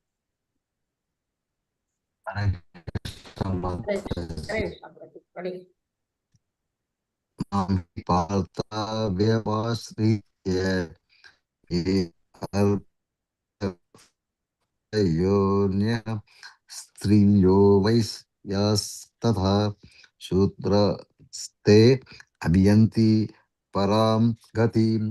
பிரதாவின் மகனே, பெண்கள், வைசியர்கள், சூத்திரர்கள் என கீழ்குலத்தை சார்ந்தவர்கள் யாராக இருந்தாலும் என்னிடம் சரணடைபவர் பரமகதியை அடைய முடியும். ஹரே கிருஷ்ணா மாதாஜி. ஹரே கிருஷ்ணா. இதுல எதுக்காக பெண்களை சொல்லி இருக்கிறாங்க அப்படின்னா, அவங்க மென்மையான உள்ளம் படைத்தவர்கள். சட்டுன்னு உணர்ச்சி வசப்படுவாங்க. உணர்ச்சி வசப்பட்டு தப்பான காரியத்துல இறங்கிடுவாங்க. அதனால பெண்களை அந்த வெரைட்டில வச்சுட்டாரு. அடுத்து வைசியர்கள், சூத்திரர்கள், வர்ணாசிரமங்கள்ல பிராமணர்கள் தான் சத்துவ குணத்துல இருக்காங்க. சத்திரியர்கள் ரஜோகுணத்துல இருக்காங்க. இந்த வைசியருங்கிறவங்க ரஜோகுணம் பிளஸ் தமோ குணத்துல வராங்க. சூத்திரர்கள் ஃபுல் அண்ட் ஃபுல்லு தமோ குணம். அதனால அவங்க எல்லாரும் ஒரு அந்த கேட்டகரியில வராங்க. அப்புறம் கீழ்குலத்தைனா நாயை தின்னும் சண்டாளன் போன்ற அந்த வெரைட்டியில வரவங்க. அவங்கள யாரா இருந்தாலும் இவ்வளவு கீழ்த்தரமான நிலையில இருக்கிறவங்களும் கூட என்ன செய்ய முடியும்? என்னிடம் சரணடைந்தால் பரமகதியை அடைய முடியும். பகவானை சரணடைஞ்சிட்டா இப்படிப்பட்ட கீழான பிறவி அப்படின்னு நம்ம சொல்லக்கூடிய ஒதுக்கக்கூடியவங்களும் கூட மேல்நிலைக்கு வர முடியும் அப்படின்னு பகவான் சொல்றாரு. அதாவது சமூக அளவுலதான் பெண்கள், சூத்திரன், வைசியன், சண்டாளன்ங்கிறதெல்லாம் பகவானுடைய உலகத்துல அவருடைய இதுபடி, கொள்கைப்படி பார்த்தா எல்லாரும் அவருக்கு சமம் அப்படிங்கறத இது மூலமா தெரிஞ்சுக்க முடியுது. 33 படி. ஹரே கிருஷ்ணா மாதாஜி. இவ்வாறு இருக்க பிராமணர்கள், பக்தர்கள் மற்றும் புனிதமான அரசர்களை பற்றி சொல்வதற்கு என்ன உள்ளது? எனவே துன்பம் வாய்ந்த இந்த தற்காலிக உலகை அடைந்த நீ எனது அன்பு தொண்டில் ஈடுபடுவாயாக. ஹரே கிருஷ்ணா. ஹரே கிருஷ்ணா. இப்போ கீழ்குளத்துல இருக்கவங்க, சண்டாளர்ல இருந்து, பெண்கள்ல இருந்து, வைசிய சூத்திரர்ல இருந்து என்னுடைய பக்திக்கு வந்துட்டாங்கன்னா அவங்களையே என்னோட உலகத்துக்கு கொண்டு போவேன் அப்படின்னு சொல்லும் பொழுது, புண்ணியம் செய்யக்கூடிய பிராமணர்களாகட்டும், பக்தர்களாகட்டும், அப்புறம் யாரு புனிதமான அரசர்களாகட்டும், அவங்களெல்லாம் பத்தி சொல்றதுக்கு என்ன இருக்கு? கண்டிப்பா அவங்களும் என்னோட உலகத்துக்கு வர்றாங்க அப்படின்னு சொல்றாரு. துன்பம் வாய்ந்த இந்த தற்காலிக உலகம் அடைந்த நீ என்ன சொல்றாரு? அனித்தியம் அசுகம் லோகம் அப்படின்னு சொல்றாரு. அனித்தியம்னா நித்தியமற்ற உலகம், அசுகம்னா துன்பம் நிறைந்த உலகம். இப்படிப்பட்ட உலகத்துல இருக்கக்கூடிய அர்ஜுனா, நீ என்னோட அன்பு தொண்டுல ஈடுபடு, நீயும் என்னுடைய இடத்துக்கு வருவாய் அப்படிங்கிறத இதன் மூலமா சொல்றாரு. யார் வேண்டுமானாலும் பரம இலக்கை அடையலாம். அதுக்கு என்ன செய்யணும்? அதுக்கு பக்திக்கு எந்த வித தகுதியும் கிடையாது. அவங்க எந்த குலத்துல பிறந்திருந்தாலும் சரி, எந்த நிறத்துல பிறந்திருந்தாலும் சரி, எந்த கல்வி அறிவு இருந்தாலும் சரி, அதை பத்தி கவலை இல்லை. மிருகம் கூட பாத்தீங்கன்னா கஜேந்திரன் மோட்சம் அடைஞ்சது. அந்த நிலையில ஒவ்வொரு விலங்கா இருக்கட்டும், மரமாகட்டும் அந்த தகுதிங்கிறது பக்தி தான், வேற எதுவுமே தேவையில்லை. பக்திக்கு எந்த ஒரு வேறுபாடும் இல்லை. அவங்க வந்து யார் வேணாலும் பகவானை சென்றடைய முடியும் அப்படின்னு சொல்றாங்க. பரம இலக்கை அடையறதுக்கு என்னது? பக்திக்கு எந்த தகுதியும் தேவையில்லை, பக்திக்கு எந்த ஒரு வேறுபாடும் இல்லை. அனித்தியம் அசுகம் லோகம். இங்க வந்து உலகத்துல நித்தியமற்ற இந்த உலகத்துல என்ன நடக்குது? பிறப்பு, அப்புறம் நோய், அப்புறம் முதுமை, அப்புறம் இறப்பு. இது நாளும் இல்லாம நம்ம யாருமே தப்பிக்க முடியாது இதுல இருந்து. அந்த நிலையிலிருந்து தான் ஜென்ம மிருத்யு ஜரா வியாதிம்பாங்க. இதுல இருந்து வெளிவரணும் அப்படின்னா நாம என்ன செய்யணும்? பகவான்கிட்ட சரணடையணும். அதான் ஒரே வழி அப்படின்னு சொல்றாங்க. 34. மாதாஜி, வாசகம். உனது மனதை எப்பொழுதும் என்னை பற்றி சிந்திப்பதில் ஈடுபடுத்தி எனது பக்தனாகி எனக்கு வந்தனை செய்து என்னை வழிபடுவாயாக. இவ்வாறாக என்னில் முழுமையாக லயித்து நிச்சயமாக நீ என்னிடமே வருவாய். ஹரே கிருஷ்ண மாதாஜி. ஹரே கிருஷ்ணா. பகவான் வந்து இந்த ஸ்லோகத்தை வந்து இந்த 9.34 சொல்றாரு. 18th சாப்டர்லயும் ஒரு ஸ்லோகம் வரும். மன்மனா பகவத் பக்தோ அப்படின்னா இந்த ஸ்லோகம் அவ்வளவு முக்கியமானது. மன்மனான்னா நம்ம மனசு முழுக்க பகவானை வந்து எப்போதும் சிந்திக்கக்கூடிய அந்த நிலை. அதுலயே பகவானை வந்து நம்ம எப்போதும் உள்முகமா நம்ம அகக்கண்களால பகவானை எப்போதும் நம்ம வந்து பார்க்கணும், சிந்திக்கணும். சிந்திக்க சிந்திக்க அது நமக்கு தெரிய வரும். பகவானுக்கு பக்தனாகி எப்போதுமே அவருடைய தொண்டு செய்யணும், அவருக்கு வந்தனை செய்யணும், வழிபாடு பண்ணணும். இந்த நிலையில நாம என்ன செய்யணும்? முழுமையாக நம்மளை ஈடுபடுத்திக்கிட்டோம்னா நிச்சயமாக அவருக்கு உலகத்துக்கு போறது வந்து திண்ணம் அப்படிங்கிறத பகவானே இந்த ஸ்லோகம் மூலமா சொல்றாரு. அனைத்தின் சாரமும் இதுவே. கிருஷ்ணரை நேரடியாக வழிபாடு பண்ணணும், எப்பொழுதும் அவரை நினைவில் கொள்ளணும். நம்ம பகவான் கிருஷ்ணருக்கு பக்தராக ஆகணும். இதுதான் இதுல வந்து இந்த சாப்டர்ல சொல்லியிருக்கிறாங்க. எப்படி வழிபடணும்? வந்தனை செய்யணும், அவருக்கு நமஸ்கரிக்கணும், அவரை வழிபடணும். இந்த நிலையில நாம என்ன செய்யலாம்? அவரை அடைய முடியும். பகவத்கீதையோட மொத்த சாரமே என்ன சொல்லியிருக்கு? கிருஷ்ண பக்தராக ஆகுங்கள். நாம எல்லாருமே கிருஷ்ண பக்தரா ஆகணும் அப்படிங்கிறதுதான் கிருஷ்ணருடைய விருப்பம் அப்படிங்கிறத நம்ம தெரிஞ்சுக்கணும். பாஞ்சா கல்பதருப்யச்ச கிருபா சிந்துப்யேவச்ச பதிதானாம் பாவனேபியோ வைஷ்ணவேபியோ நமோ நமக. அனந்த கொடி வைஷ்ணவ கி ஜே. ஸ்ரீல பிரபுபாதா கி ஜே. நாமாச்சாரிய ஹரிதாஸ் டாக்கூருக்கு ஜே. All glories to the assembled devotees. Hare Krishna, Krishna Krishna, Hare Hare, Hare Rama, Rama Rama, Hare Hare. Hare Krishna devotees, உங்களுக்கு வந்து இந்த சாப்டர்ல ஏதாவது டவுட்ஸ் இருந்ததுன்னா இப்ப நீங்க கேட்கலாம். உங்களுடைய கருத்துக்கள் இருந்தாலும் தெரிவிக்கலாம்.